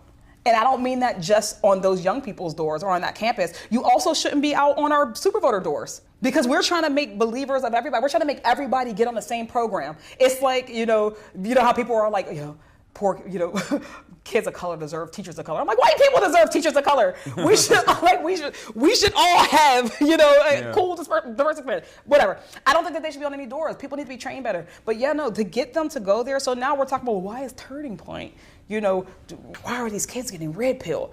Yeah. Well, you left them in the internet with no direction, no instruction, and they're finding out a different world by themselves, because the internet is a world, and they're navigating that world by themselves. Well, you know who went into that world? The right wing. Yeah, and they also have a shit ton of money back in it too. Big money. Because that's the other side of the story. Because they invested though. Call it an investment. Yeah. We got money on the Democratic side. Yeah. I don't know what they're spending it on, to be honest. It's not down ballot. Yeah. It wasn't historically judges. Yeah. It's just that you're absolutely right. There is this media infrastructure that they've designed. They also pluck talent. Like Charlie Kirk himself, he became a nationally relevant figure because he wrote an essay in high school for his high school newspaper about some hypothetical black woman that took his slot at West Point, which is bullshit. It wasn't even, he just made it up, right? But they were like, that's exactly the kind of young racist mind that we need. And they, very quickly, that essay was on Breitbart. And then a week later, he was on Fox News. Again, incumbency versus the future. Yeah. How are we going to invest in a 90-year-old at the same time that we're investing in a charismatic 18-year-old? Yeah. We're still wagging our finger at the charismatic 18-year-old. I have met brilliant kids, brilliant young people. They're far more worldly. I'm not even just saying it to blow smoke, Some of them, I'm like, damn, how'd you get over there? I'm like, damn, because listen, Gen Z is voting for Republicans. We didn't think that, we didn't think it was possible. We got there because we didn't think it was possible, so we left them vulnerable. We left young people vulnerable. Yeah. We left them vulnerable to disinformation. We left them vulnerable to people who came. Like, sometimes people just want to know that someone cares. Like, you ain't never knocked on my door, so you must not care about me. Yeah. You've not come to my college campus, so you must not care. And also, even from a top line issue, like, if you're not speaking to any of their problems, anything they care about, or in the world that they any time you do speak on issues, it's like incremental, or like going back to Kamala. It's not. What do you think is what? Let me tell you. Yeah, going back to Kamala Harris, like there is this unprecedented affordability crisis taking place. Americans experienced negative real wage growth for a year and a half under the Biden administration. That's gonna people are gonna punish you for that, like no matter what, right? They experience that. They're gonna be like, oh, I am seeing that this is the administration that's responsible for it. They've seen capitalism not work for them. Yeah. The alternative to that is it cannot be, we're going to give you $50,000 in tax credits if you start up a small business. Because that's not a solution. It's not a systemic one. Yeah, and it's also... That's a Band-Aid. But not only is it a Band-Aid, but it's also not an all-encompassing policy vision. Like there are so many, like people keep forgetting that we've diluted class in our political culture so much that people forget that like the working class is the overwhelming majority of voters. Yes. It's not corporate interests. Indisputably. It's not people that are, there's a lot of small business owners, sure, but like many of them are still owned and operated, so they're still working to a certain degree. Like, and they still. If your paycheck cuts off, yeah, and you have no more money source, you are a working class American. Yes, exactly. Welcome. Unless you're making more money from capital accumulation, where your money is making the money for you, you're still technically on the working class. Yes, you're on the working class side, and you have working class needs. Same with renting versus home ownership. There is a higher percentage of home ownership than most Americans would assume, for sure. Obviously, that's different in big cities and whatnot. But still, by and large, because of our home ownership rates are so abysmally low in comparison to other nations, it's around, I think, 40%. In the state of California, it's like 44%. It's higher than you would think, but again, that means that 66%. The real problem is that 6 people own the rest of it. Or 56%, sorry. Yeah, but again, exactly. 56% of people are renting though. So you have to have a message that focuses on their issues. And we never do that. We never talk about like lowering the cost of rent. I'm just not gonna say never, because also there are tons of people who talk about this all the time. They don't always get famous. Like, God bless, the attention that Zohran Mamdani got. Yeah. But like, he ain't the only brother who's been talking about affordability. He's not the only person. Sure. Yeah, that's what I'm saying. So it's like, that's the other thing, right? Our media focuses on what it focuses on and who it focuses on. Yeah. And the fact that there are people who are talking common sense all over the place and are not getting any attention. There are better messengers than the people who are getting getting attention in this attention economy, right? But we care about, historic blue checks. And not even like the now, I'm talking about from Twitter, blue checks. We care about people's clout. We care about those things and not necessarily the message. So what we then think is like, well, they're feeding me this over and over. That means that nobody's talking about it. There are people in the Democratic Party who are talking about common sense solutions every single day. And yes, and there are a whole bunch more who are in the way. And there are some who are in the way. Yeah. The battle that's happening, the tension that's happening right now is a good tension. Yeah. I think it's important that we go through it. I think it's important that we make our case, that we help them to understand that our viewpoint is not a us versus them. That's the other thing. I'm a beg people. This is my second time saying this today. I am begging people to stop looking at the political world in this linear, that everything is right, left, center. Yeah. Right? That's just not how people organize their politics, not how people organize their real lives. And we are ascribing it to them. We're leaving so many people who don't feel like they fit anywhere. Everybody fits in a bucket, and there's a prescribed message. Like, there's a transcript for this bucket. It's like, oh, I'm talking to this person. What's the pre-approved message for that person? Like, we're treating people like that. Instead of being like, these people are holistically. It is not left versus right. It is top versus bottom. When we are able to kind of like transfer it over to that, I think we will have a better recipe for how do we now go back out into the world and get people who we have left behind. How do you think the Democrats change their branding? We have to change the guard. Yeah. Because like right now, the reality of the matter is, if you ask an average person, their attitude is like, politics doesn't work for me. I don't know why I should vote for either party over one party over the other. And the way that people define the Democratic Party, unfortunately, is by whatever the Republicans say about them. Yeah. And I think a big real. part of the reason why, like even the Kamala Harris wants to do transgender surgeries, like bottom surgeries to Guatemalan migrants at immigrant detention facilities. Like that's not a key policy of the Democratic Party at all. And it's ironically something that even the Republicans have also done as well, because it's just like so marginal and it's just basic human rights. But the reason why they that wanted became, infighting. But the reason why they made it so prescient and so front-facing is because there weren't other things that she was fighting for that people could associate with the campaign. Part of that, but mostly, we continue to give a huge pass to the media. Yeah. Like, for sure. the idea that the media does not have a responsibility, again, the cornerstone of a democracy is education. Yes. And if the media is not there to educate people on what's real, then we don't Yeah. have a good democracy. I mean, they're doing it right now with the Venezuela But they've stuff. been doing it for a really long time. They do. I mean, yeah, they do it all the time. I know. This is my main. And gripe. that is also just the treatment of Democrats versus Republicans in the Yeah. media. I think that the media they understand how they operate in a democracy. Mm-hmm. Theoretically, they do not know how they operate in a failing democracy. And we are in a failing Yeah. democracy right now. Yeah. Which means that their role has to be different. The ability to fact check, the ability to Yeah. get and disseminate good information in a world of disinformation. Some media, I ain't saying all, some media has decided that that's not their responsibility. Oh, yeah. That especially in this money in politics era, that it's the candidate's job to get their own message out. Yeah. So how often, if there's not a big contested race, does nobody know who the candidate is at all? And we blame the voter. Like, hey, voter, how come you don't know who those justices are running for the court of common pleas? All right, like, why don't you know this? I'm like, well, they don't have a website. There's no listing anywhere. Where are the organizations that have a responsibility to get people information? And how do we localize that? But like, we can decentralize it to the extent, but how do we localize that? How do we invest in it?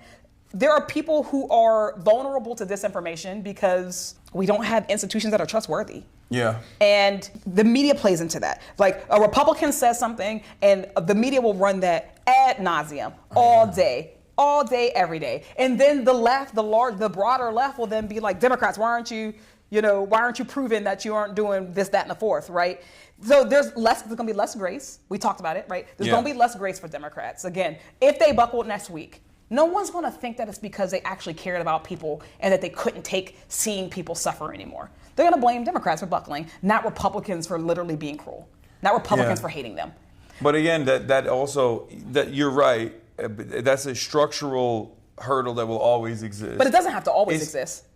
I think That's the thing we got to change. How do we change the Democrats' brand? That's one of the things. With the way that the system is designed, like if you are trying to do right by people, you're always going to have that structural hurdle because, like I said, so then we're asking for pain. It's much easier. But yeah, but that's why you need real believers that are real fighters so that they can actually white knuckle through it and grit their The day we teeth got and 435 fighters in Congress, that is a unicorn. That is that. No, But I I get what understand, you're saying. but that's what it is. It's kind of like, it's the same thing as like when people are like, oh, well, this candidate, like one of the arguments is always like Kamala Harris lost because she's a black woman, right? And there's truth to that, of course. White supremacy is a major hurdle to overcome. But the way I always try to explain to people is like, that's just a constant. Like, Yeah. You got to account for it. You got to keep it pushing. That's just a constant. It's just a hurdle you have to clear. So that means your threshold is going to be a lot higher. But you can still clear it with good messaging and messaging discipline and like being a real fighter and being earnest. Yeah. Rural organizing, rural investments. Yeah, exactly. I think that we've talked piecemeal about all of the different things that the Democratic Party can do. Yeah. Should be doing.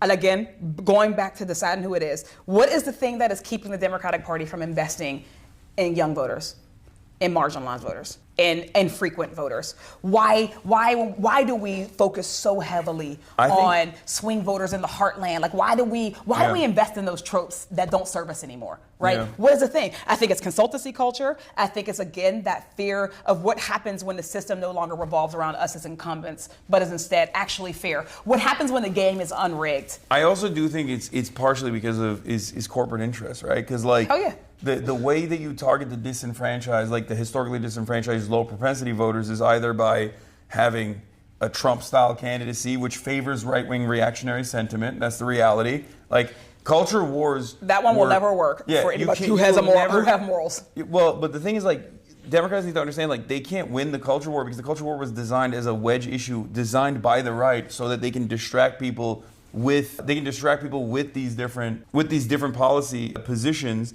that are ultimately very harmful for massive swaths of society. But that's not a battle that you can fight. So that's why I always say you have to, like, bring it back to class, bring it back to affordability, bring it back to material realities, because that is the actual undefeated method. And I think part of it also is bringing it back to the truth. Yeah. We can't be out here talking about we need a strong Republican Party, and then also go and make the case that people shouldn't be voting for Republicans anymore. Or saying Trump is, I think, going to be very authoritarian or a fascist, and then just, like, have no issues with him. Like, you know, people looked at that and they were like, man, your urgency is not matching your words. Yes, exactly. If you think that this is like if you think that this is an ever-present threat to American democracy or what remains of it, right? And I did. Then you can't be running around with, like, Liz Cheney. Like, you can't be running I felt around like the with Liz stakes Cheney. were so high that we had to run a perfect race. And that brings us back to, like, your first question to me was like, well, how did you win and other people didn't? Yeah. Like, I know that we have a responsibility to, as much as we can, run a perfect race. No one can be perfect. Yeah.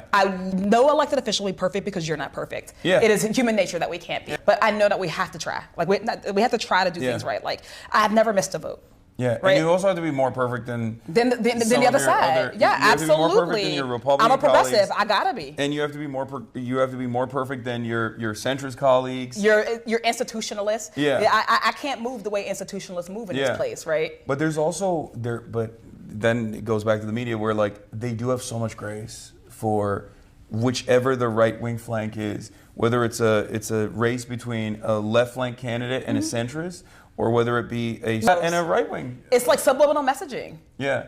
Like, they'll ask two questions. I literally just watched this debate. We were just driving down here. Watched the debate between, Zoran and Andrew Cuomo. Yeah. And, like, the moderators, I don't think that they even understand sometimes, like, the implicit biases in the way they talk to us. I know. Right? The way that they talk to us. They're gonna say, but how you gonna pay for it? How you gonna pay for it? How you gonna pay for it? We have a higher standard to clear every time. They said to Cuomo for when he says, like, oh, we're gonna get 5,000 cops. Like, they asked him one time.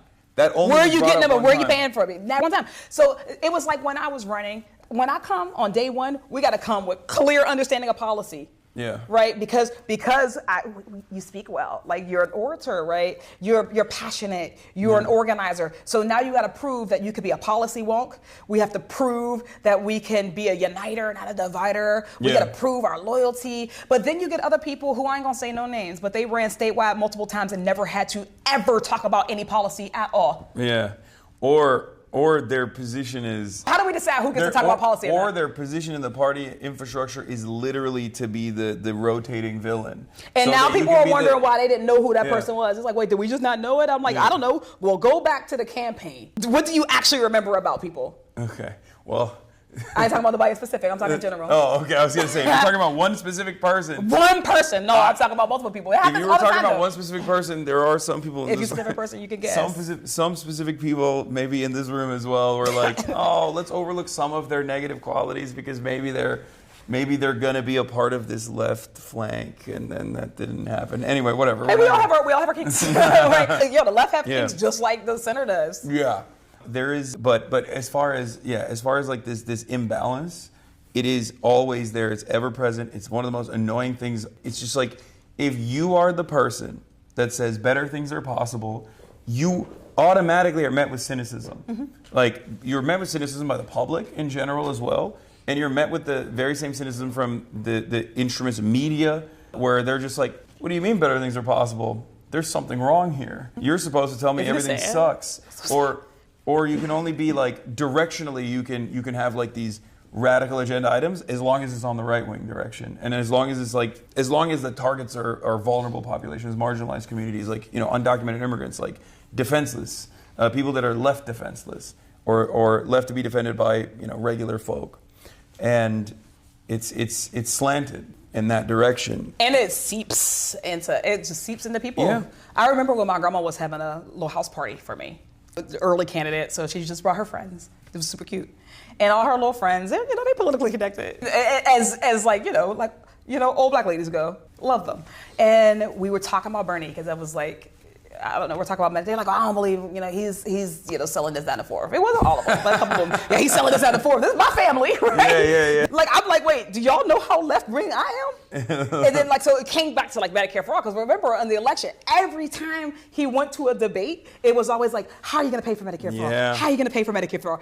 Every time. And what that does, it just, programs people to think about it. So now we ask it. So now I got my black elders, my aunties and uncles, asking me, how's he going to pay for Medicare for all? I was like, you already have Medicare. Yeah, that's true. You already have Medicare. That's the craziest thing, because it's always people that already have Medicare that are like, wait a minute, this program might not work. It's like, well, you're a recipient. But it was funny enough. It was actually easy to cut through it. Yeah. So when we talked about it, I was like, tell me what you want in the world. That's how I started. Tell me what the world is that you believe you want to leave for your kids. Yeah. And you let them talk, and it's like, oh, well, I think that, yeah, of course I don't want my kids to have diabetes and not be able to afford insulin. Right? We talk about that. It's like, well, what's stopping us from having it? Where sometimes you just have to deconstruct the propaganda. You got to deconstruct the programming that we've been through. Again, we don't always take the time to do that. Sometimes with the left, we're not patient enough with people. Right? We, just like it's easier to tear something down than to build something, it's easier to create an opt-out than an opt-in. Yeah. The reality is that we need more people. Yeah. We need people to believe. We need people to drink the Kool-Aid, as it were, which means that we have to explain. Sometimes we think we don't got to do no explaining. I was like, I wanted them people to leave voting for Bernie Sanders, right? So I was like, I got to explain to them why they deserve Medicare for all, why they deserve a living wage, right? Yes, they deserve to be in their retirement, not living on a fixed income. Too many seniors are like, I live on a fixed income, and that's just the reality of things in America. So it's like, when I talk to people, it's like they have been trained to limit. The older you get, people say, oh, you get more conservative the older you get. That's not what's happening. You are having what you believe is the realm of possibility shrunk for you. Yeah. Life is shrinking your realm of possibility. Yeah. It's shrinking in and your shrinking. Your lived experience is shrinking in your realm of possibility. Over and over again. Imagine your lived experience in the political system. Yeah. Right? Generations of politics. You like, I came rah, rah, rah, and here we are. So now you start to accept that better ain't possible. So now you're listening for better ain't possible, and you think that anybody who tells you that is lying to you. So it's our job, and we should take it on enthusiastically to say that, actually, here's why better is possible, because sometimes you just gotta remind people where they started. Yeah. I reminded those old folk who I love where they started. I'm like, shit, if anybody knows that better is possible, it is you, because remember where you were, right? Folks in my life born in the 40s. There's just no way Bernie was able to communicate that, though. He did not. I don't think he did not communicating that. And but our next person like that does need to be capable of it. Yeah, but that's also part of the reason why, representation also does matter quite a bit in this regard. Having a diverse, we are one of the most diverse countries on the planet. And a lot of people, I think, forget that oftentimes. And obviously with that comes friction, especially when we leave a lot of the dark chapters of our history unaddressed, and the wounds are still there, the economic inequalities are still there. They exist. And people don't even want to recognize it, and people want to even debate whether or not it exists, which is ridiculous. But outside of that, I think the positive aspect of that is that, by and large, Americans are also much more open-minded, especially if they do live in a diverse environment where they go, yeah, these are my neighbors. It's not an accident that cities. People. It's not an accident that cities are densely populated areas are more blue. Or less xenophobic. Yeah, or less xenophobic, or more blue in general. That's just a byproduct of being around people, and it makes it much more difficult for you to believe what you see on TV about certain racialized stereotypes or certain things about other people, where you're like, no, I see these people every day. They're my neighbors. You humanize them. I thinking about the left. I love the left. I'm very much a part of it, and I'm begging people my blackness informs my politics. Yeah, they are not separated. My blackness informs my politics just as much as growing up working class poor informs my politics. It's a part of me, but it's also a part of the language that I can speak. It's a part of how I view the world. It is a perspective that is meaningful. I am begging people to not ask me to erase that, or to not expect me to erase that. Yeah. We are not gonna. We actually don't win that way. Yeah. We don't win by saying, please suppress a part of yourself to be a part of this larger group. Yeah. Actually, we should be able to come. It's the reason why I was able to go and talk to, I'm able to talk to the young cats on the block, because they know me, because, I've lived them. I speak their language. We don't all speak each other's languages. I don't speak everybody's language. Yeah. Do you sometimes feel like you have to, obviously, no matter what happens, I guess like the term for it is code switching as well, but like you have to sometimes just like not raise the issue, because this is something that I've been like, I'm white, but I'm also Muslim, and I post October 7 have basically had to walk this delicate tightrope of like, do I talk about, you know, how fucked up it is that someone's just like straight up calling me an Islamist fundamentalist terrorist or whatever, jihadist? Because if I do raise that issue, then that's all the conversation is going to be about. And then I do sometimes feel like I'm going to alienate folks that don't have that experience or can't even like personalize that experience at all. White people for the most part, white men for the most part, right? And that's primarily my audience. Yeah. So sometimes you just have to like eat it. Do you ever feel like that's a thing that you do in general? I never want to lead people astray with this. Yeah. I have, I believe, lived a different existence than people. I had some little kids ask me, like, Summer, what's it like to be like the only black woman, you know, in a space? They're like business or whatever.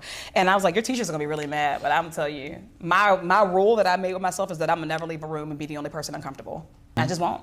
And like that is my rule. So when it comes up to it, yeah, I will go in there and I'm the one who will drop the bomb. I'm the one, if someone is saying inappropriate things or they're like leaving out, you know, if they're leaving out or erasing, you know, a critical part of the narrative, I'm gonna go ahead and put it back in there. The elephant is standing there. Like, I cannot not see the elephant.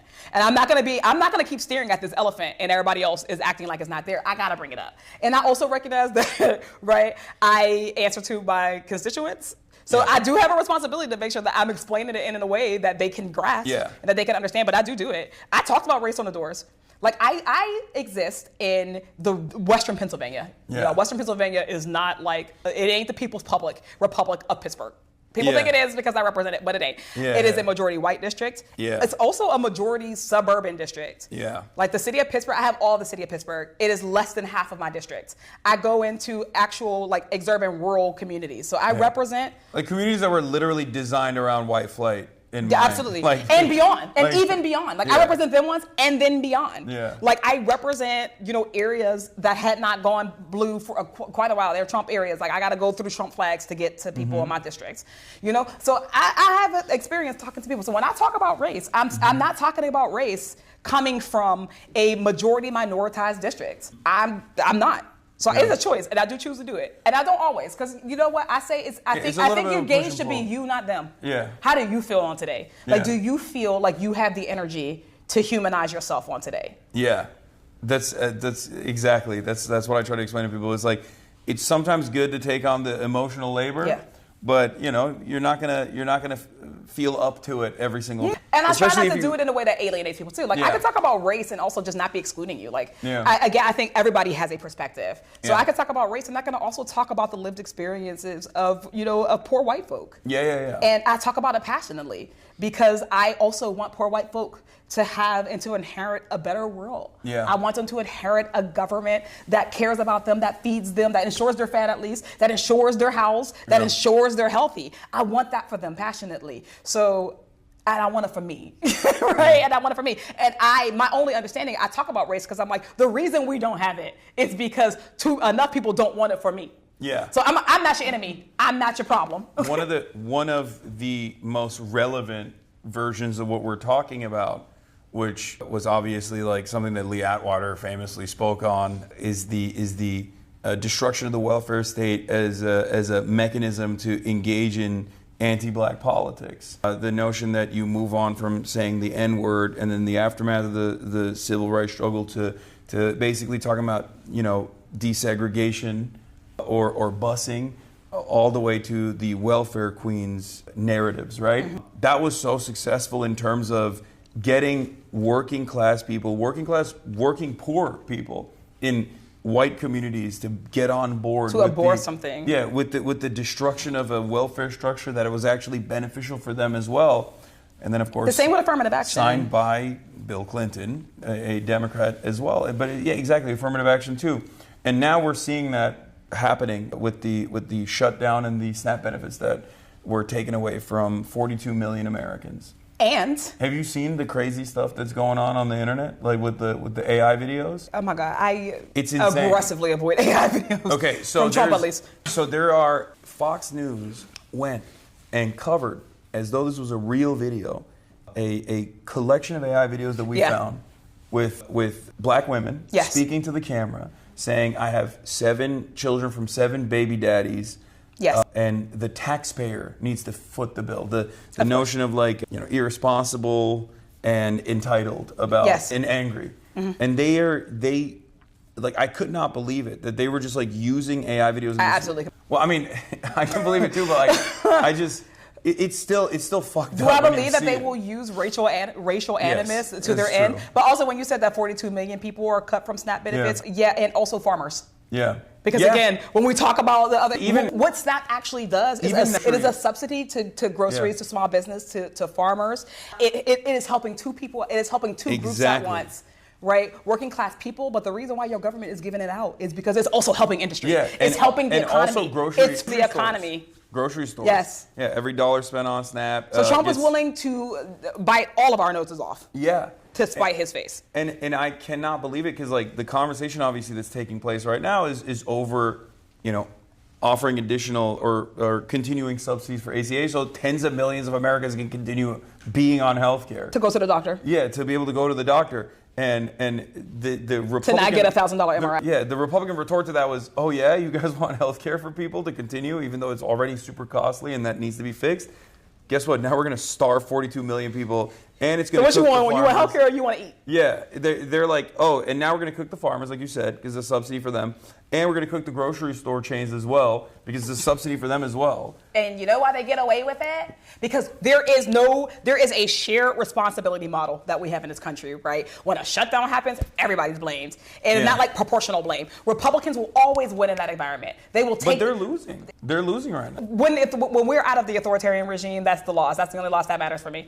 But like right now, what they are betting on, I'm not saying that they won't lose this time. What they are betting on is that when this is all said and done, they're going to get to share responsibility with the Democrats. Because there's always going to be a CNN anchor who says, well, Democrats didn't sign the bill to pay for SNAP. They're always going to say that instead of like, you guys are political commentators. You know what was in the bill. Yeah. You know what the bill did. Yeah. It's easier to tell that. So it's like, so now there's a shared model of responsibility. So instead of every day, somebody's news anchor who is telling the truth, it is not partisan to go on TV and say that Donald Trump and Republicans want you to choose between health care and food. Yeah. It's not partisan to say Yeah, that. that's just the truth. Just the truth. That's just That's what they literally want the right truth. now. Do you want to starve or do you want to go to the doctor? You want to starve or you want some Tylenol? Right? That's just the truth. And they have convinced themselves that bipartisan means that they have to they will dig if they can to find some blame to put on the other side. And in that model, Republicans get to win.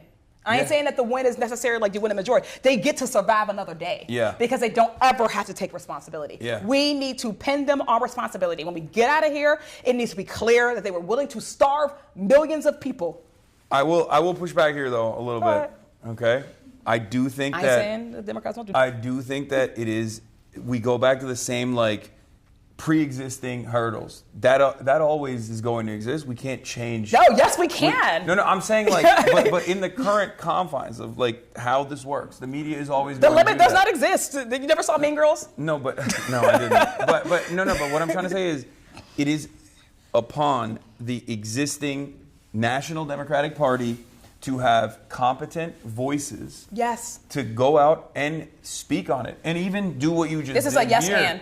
Yeah, of course. But what I mean is like what you just did. They should do on CNN. I think that also drives. And then the clicks. anchor is going to close, and then Yeah. he's going to go back and say, Democrats didn't vote to open the government. But That's what they're going to do every time. But Republicans do that. But Republicans do I ain't that. talking about Republicans. I'm talking about the anchor, like No, the media. I know, but the Republicans have done that so successfully that like I think there are lessons to learn from the way that they operate, especially not being afraid to be adversarial with mainstream media. I agree with that. And of course, it's much better if you have like a very big outlet that is uncompromisingly pro-Democratic Party, which the Democrats don't really have. I guess you have MSNBC, but it's nothing in Not even comparison to a Fox little bit. News. Yeah, it's nowhere near as successful as Fox News, and also MSNBC, entirely comprised of former Bush era mouthpieces. That's the other crazy situation here. But basically, like, you do need to go out and fight. You do need to go on TV and be like, no, fuck that. This is wrong. This is what the Republicans are doing. And I don't think there's enough of that happening with this current talent pool that we have. There are people like yourself. There are young and vibrant, dynamic candidates. There are young and like there are candidates who come from working class background. There are politicians who want to fight and center the working class in their issues, in their messaging, and there are people who want to fight. But unfortunately, I think like there are impediments, large internal ones. Yeah, the large section of Democrats that are the most visible, like the leadership of the party, they're not doing it. So we got to choose right now. So back to like, what will the Democratic Party be? Will it be? We have to choose. Even the Republicans, it relied on this at the end of the day.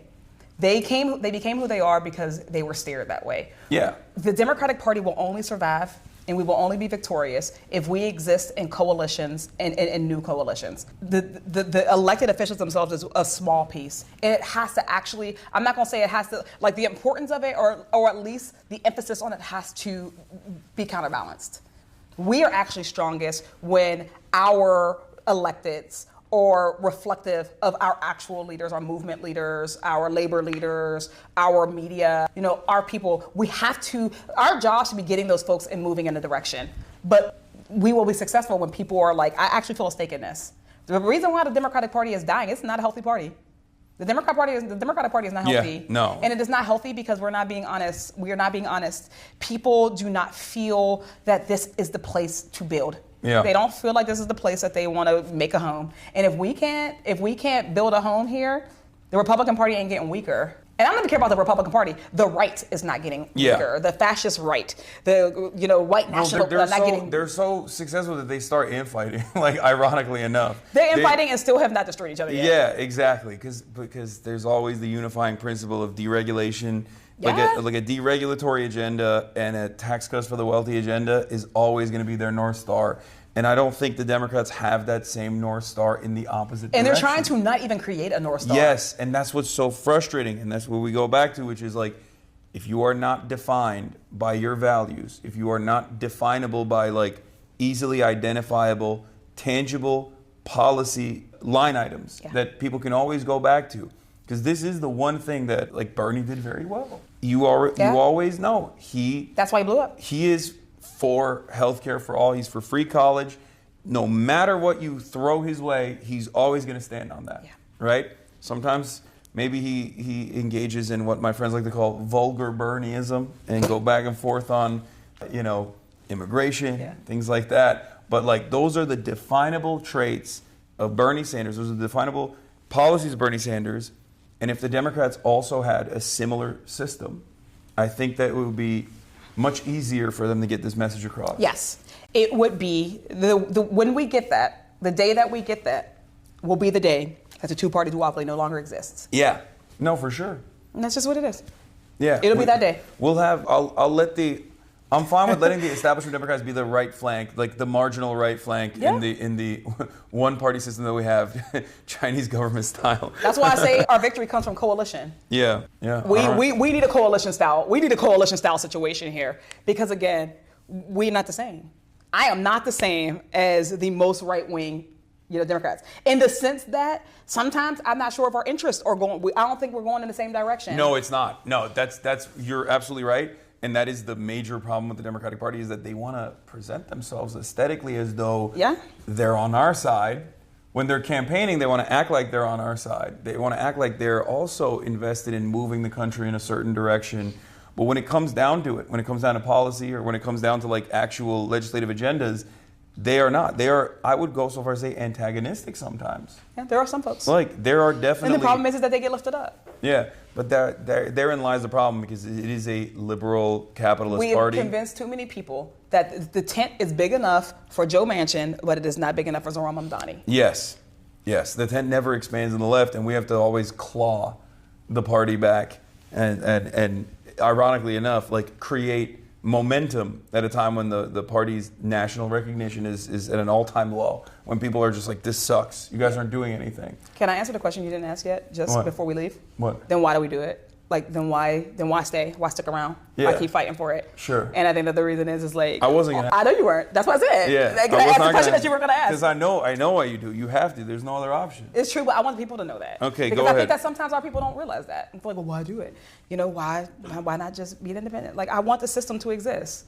where we can have spaces that are ours. It don't exist right now. Yeah. I care enough about the values, the things that we're fighting for right now, that it is by any means necessary. People still have to be in the game.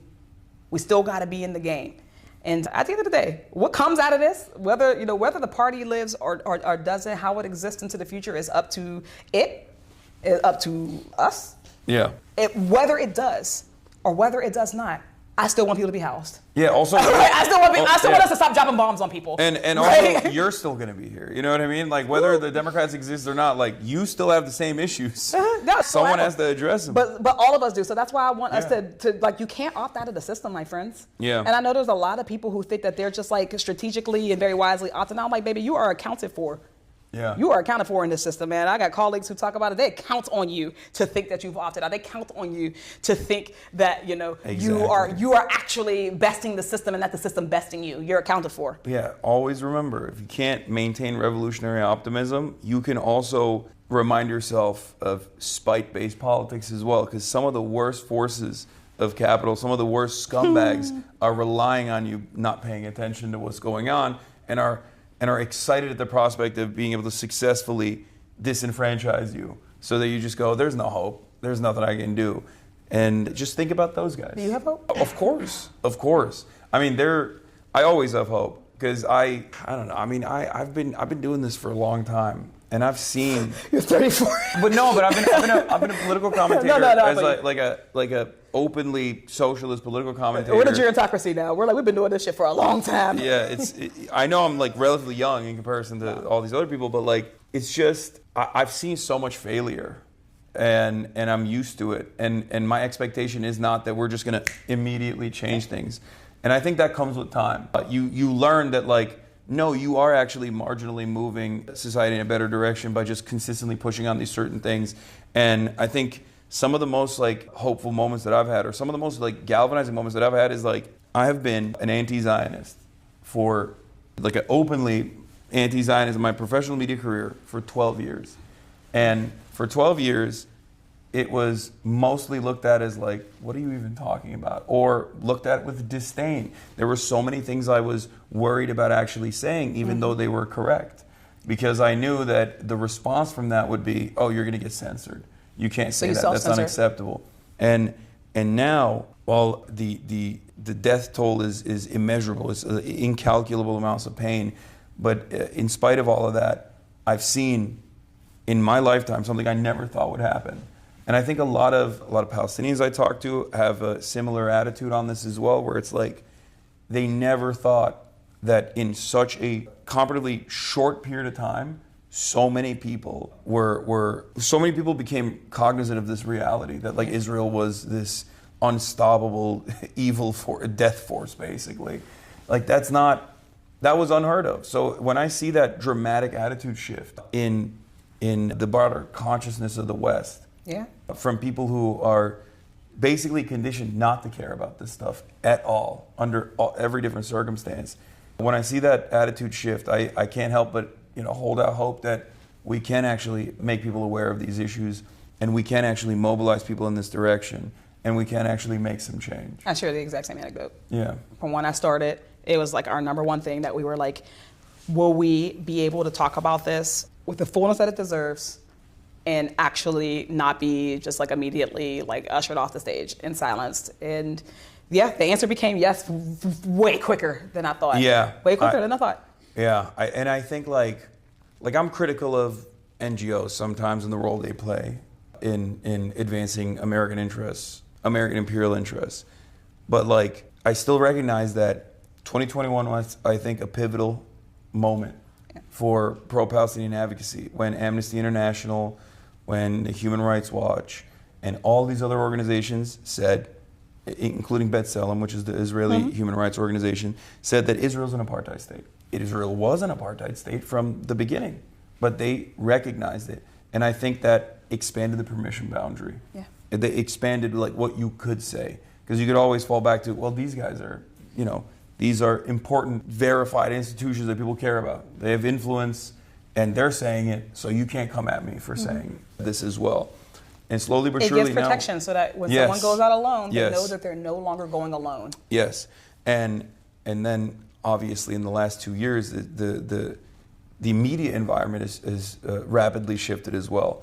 And a lot of the mainstream institutions that refused to accurately assess the situation or to speak on it, speak on the death and destruction with real terms, and consistently tried to contextualize this violence and why it had to happen and collateralize Palestinian lives, they were met with a lot of enmity. People forced them to stop doing that. Yeah, people were like, no, this is fucking bullshit. People like, are not powerful. Yeah, exactly. So that's exactly what is exactly what gives me hope, is that we do have a lot of power. We do have the opportunity to be able to stop things before it gets worse. And the same goes for resisting against the Trump administration's encroachments on civil liberties, and they are responsive to that sort of thing. They are responsive to this sort of pushback. And I think that's the reason why we can't stop, and we have to maintain revolutionary optimism and stay the course. A message. Yeah. Summer Lee, thank you so much. You were incredible. This was great. Why don't you do more TV stuff? Yeah. Nah, hey, I talk when I have something to say. We got a lot of media people in this chat. I'm sure you'll be getting. That's what's up. I'm sure. What? Chad was loving that. Yeah, I'm sure there's gonna be hella people hitting you up after this. They're gonna be like, "Yo, come." I love talking. Like a lot of people, I don't want to talk when I have anything to say. There is so Not much. that I have lots of things to say. First of all, you are a yapper, like me. Period. Okay, this is the first time I've had. Definitely, like when I get my diagnoses, You love yapping, I'm gonna get my diagnosis. and you got the gift of gab. I do. So you're. That's why I'm a congressperson. Yeah. No, but many Congress people are like that. No, but I mean, like, Yeah. everybody got the thing that got them here. Yeah. My power talking got me here. Yeah, you'd kill it on. Yeah, I mean, you are a weapon for the Democrats. I don't know if they realize it or not, but you are a weapon. You should ask them. Yeah. No, I'm joking, but hey, it is what it is. But no, we're to fight. It is what it. Hey, whether somebody acknowledges our movement, whether they acknowledge what we are trying to build here, we're going to build it anyways. Yeah. And that's what gives me hope. Absolutely. It's ours to build. It's also what a a good time week. to be alive. It is also a good week to feel hope, because I was like, Yeah. The Zoran stuff was huge. Not gonna lie. Like I never thought that it would happen. We did it, Zoe. We're changing it. But it's not that we did it, Joe, anymore. We did it, Zoe. We did it, Zoe. We did it, Zoe. It's right, because like I just being surrounded by all these like canvas leads at the party, I was just like, man, this is it. This happened in spite of all of the endless amount of media coverage and how hyper scrutinized this campaign was, and you know this from your own personal experience. Like, any point of marginalization is just so cynically weaponized against you, no matter what. Especially these days, it's getting worse. Yeah, you just have to. Because people are. But listen, as a black woman, I have actually never seen the type of racism that I see when it is a Muslim candidate. Yeah, is astounding. It's insane, and it's because there are permission like people have still, even though they are off the hinges right now, a lot of people were still socialized that like you can't just outwardly say that. About black folks. They have never been socialized in the way to not approach Muslims and Muslim candidates in the way that they are. And like Democrats, Republicans, Independents, people were off the chains. I think it's also because like white supremacy is such a fundamental part of American society, because I think about this all the time. Like I always say, like there is a permission threshold of permissible bigotry. Yeah. Right? Misogyny. Like there's a misogyny, anti-blackness, anti-trans behavior, and it swings, right? Mm-hmm. But anti-blackness is such a foundational part of American culture that like it's been imprinted into our culture in a way where like you can get away with saying things that are basically the same as like saying the N-word, but without saying it ever. Because if you were to say that, everyone goes, oh, that's fucked up. I was literally going to say that. Racists really think that the N-word just impacts us. It's like, I care less about you saying the N-word and more about you using the system to oppress me. That's actually what I'm trying to say. That's something that I try. Neither here nor there. Don't say it to me. Well, people also don't say it to a black person either. No. White people think it's just a mean word. That's the problem. They don't understand that like it's our problem is actually the history behind it, right? It's not like, oh well, you can say cracker, but I can't say the N word. It's like, well, there's no. You can also eat a cracker. Like, what are we talking about here? There's no systematic oppression or continued oppression associated with like anti-whiteness on the virtue of whiteness. This is why it's not the same. But it's very difficult to explain that to people. But yeah. All right. Well, I don't want to take more of your time. I hope that This your was capital amazing. lived up. The Capitol. Yes. Yes. No, Come back. this is dope. You guys have higher ceilings than I thought you would. Cannon has higher ceilings than this. Wait, really? Yeah. And Longworth is Longworth is a cave. Don't go to Longworth. Of course. Sitting or standing? let's do sitting and stand. Okay. Let me move this over. Stand up. Sure. This is a comfy couch. It's more comfy than I thought it was going to be. Lore, this is Nancy Pelosi's old couch. No. No. I didn't even mention it. This is Nancy Pelosi's old couch. Okay. Yeah. Awesome. You look dapper. Oh, thank you. I dressed up for you. I dressed up for Meanwhile, I Congress. wore jeans for you. No, it's all good. Also, I'm off though. I never really wear suits or jackets or anything like that. So I was like, you know what? We're going to DC. We might as well this time. Do around. it. Yeah. But yeah, Do it thank you big. so much for everything. Thank you so much for guys. It's opening. been great. Yeah. What's up? All these people want me to do it with the camera. We love a direct to camera. We love What do doing you? What do it. She you? has more to say. Well, do I? Yeah. No, listen to them. They're Yeah, right. yeah, no. They want me to do it about the shutdown. The shutdown. Yeah. If you want to just cameo, you're welcome. You wanna cameo? Yeah. Hey team, where you running from? Where you running from? Now y'all don't want to be in it. Yeah, just like it's day 37 of the government shutdown. I'm here with Hasan Biker, showing around the Capitol. Yeah. Okay. I still have to turn over. Hey guys, it is day 37 of the shutdown. We are now in the longest shutdown ever, but spoiler alert, I'm actually here with Hasan Piker because I was giving him a tour of the Capitol. Yeah. But because it is in the shutdown, the Capitol was largely empty. There's not too much activity Probably going better. on. Probably better that way. But they need to get back to work. And that's what the hope is, right? We know that right now, right? Republicans are crushing people. They're crushing working class people, making folks choose between their paychecks, between eating, between SNAP benefits, between LIHEAP, right? Is cruel. And that is a false option. What we're arguing for is that, yeah, we absolutely can open this government right now.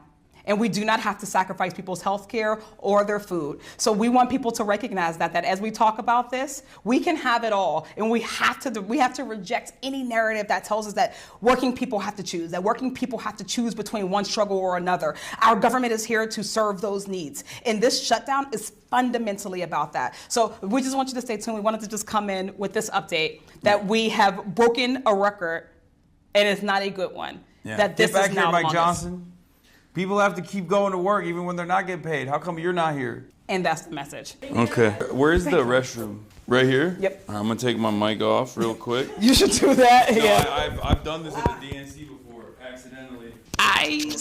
Somebody has, yeah, if you just go right into the other door, someone has mic'd up. I got you. Hours of mic'd up conversations with me before, and I pray that they never. Well, this is all live, so it's already released. Spoiler alert! There is spoiler alert. No, I don't think anybody's ever been with a mic because you forget them. Like when you just have like the camera mics on. Oh yeah, he's peed with the mic on, live in front of 30,000 people. The beginning of the pandemic. Probably shouldn't have mentioned that. Took a shower on Zoom in Pittsburgh. What? She did ask about. How do you feel? You like that? Everybody saw it. She was completely shower. She took a shower. It was devastating to say. Awkward. Devastating. That's great. But you know, she doesn't die another day. She's still in the game. Good for her. I feel like Oh, I gotta throw this mic on. change my name. That's just me though. Where's 570? Where's 570 Airco? Not too bad. It's like I don't know, like 8 pounds to 8 to 10 pounds. Your backpack? Yeah, with a stream backpack. Yeah. I mean, after like the 4th out, it's not too bad. Let's see. But yeah, it's always live. After this, he goes and does more news coverage for Sounds fine. 4 more hours, 5 more hours. I would not want to be on the camera all day. First of all, Yeah, I'm largely feral. definitely. As a congressperson goes, you know, it takes a lot for me to just not say the thing that's just sitting right there at the dome. Yeah, definitely. Not much you guys for doing it though. Well, don't let me in there. It's him. I'm off after this. What do you guys? You're crazy. Oh yeah, I keep it going. I told him about the piss mic. Oh yeah, I pissed Mike myself at the DNC in front of like 80,000 people. It was crazy. Yeah. Yeah, that was their reaction when I said it too. They didn't laugh. Yeah. Might be the spirit. So where you hit next? We're gonna go back. I'm gonna go back to home base and cover the news. All right. Usually we do that beforehand, but because of the time zone difference and your availabilities, we were like we want to come in first and scope out the scene. All right. This is Nancy Pelosi's couch. Yeah. So That's what like they told me. it's nice. It's comfy. More comfy than you would think. She has a better office than this. I would assume. Well, actually, does she still? She still has an office. Yeah, I mean, I guess yeah, technically, she's just retired. She's retiring. I know. Yeah. Very, You think? very saddened by this information. But you know, I think it's time for some young talent to come in. I don't think that's controversial to say. Cool opportunities ahead. Yeah. All right, y'all. It has been real. We're going back to Pittsburgh. Yes, we are. All right. Thank you so much. This was amazing. This was amazing. Thank you guys. Thank you. Nice to meet you guys. Thank you for everything. Hi, y'all. It was so nice to meet you. Doing more work back there. Thank you so much. Nice to meet you. All right. Bye, y'all. Thank you so much. Ooh. All right. You got the other one? I got the other one, yeah. What's up, man? Do you guys want to get out? What's up? No. Nice to meet you. Down to the first floor. Say hi. Oh, hi. Oh, hell yeah. Once you exit that side, and then you just walk up. Yeah. Okay, we'll figure it out. Sounds good. Thank you so much. Cool. All right. Well, thanks for saying what's up, man. Nice to meet you. Yeah. Yeah. Of course. All right, thanks a lot, man. All right. Nice to meet you, man. Which way we're going? That way. All right. Sure. I think you have more. I think you have one more. Sorry, I heard Oh, you oh. ask for a picture. Yeah. Of course. Let's do it. My sister's gonna freak out. She loves Yeah. you. I'll She's not take. even Yeah. into politics I didn't know. like I that. didn't even know why. Yeah. I'll take photos with anybody, whoever wants it. Let's do it. Can you take out my? Wait, the home camera's dirty. I'm taking it off mine. Okay, thank you. Can you say hi, Uspa, to your stream? Hi, Asma. Uspa. Uspa. Hi, Uspa. She's watching right now. Where are you guys from? I'm from Maryland. We both go to UMD. So No, Uspa. What is it? Oh, we're Kashmiri. Oh, Kashmiri. Nice. Hell yeah. All right. Yeah. Of course. Yeah. This is former chief. Oh. And so I've seen you talk to him a time. Yeah. You know, it's been cool to see you. Yeah. Hell yeah. Do you mind? No, of course not. Thanks. All right. Good? Do you want one? I can do one if you want. This guy. Pictures all day, man. Come on. I Go on do. tiptoes. Tall dude. I'll send it to Amber. You come by. I do this all day. What do you mean? It's all good. Cool, man. All right. What? And you're West Coast? Yeah. Okay, well, if we're out there, we'll try to get you up again. All right. Oh no, that'd be great. That'd be amazing. Yeah. All right. Have a good one, guys. Bye. That was fun. That was sick. Yeah. All right. We're gonna go Chat, back. Chat really enjoyed that. Oh yeah. They were locked in. Yeah. Yeah. She's amazing. Yeah. We go down here, right? Yeah, to the first floor. Yeah, Summer's awesome. Yeah. Admittedly, I was not too familiar, but now I'm familiar. Yeah. Capital Aura. I'm Aura farming a little bit today with the fit. Going down. I think. Some light, and then you just call it outside. All right. We might be getting F.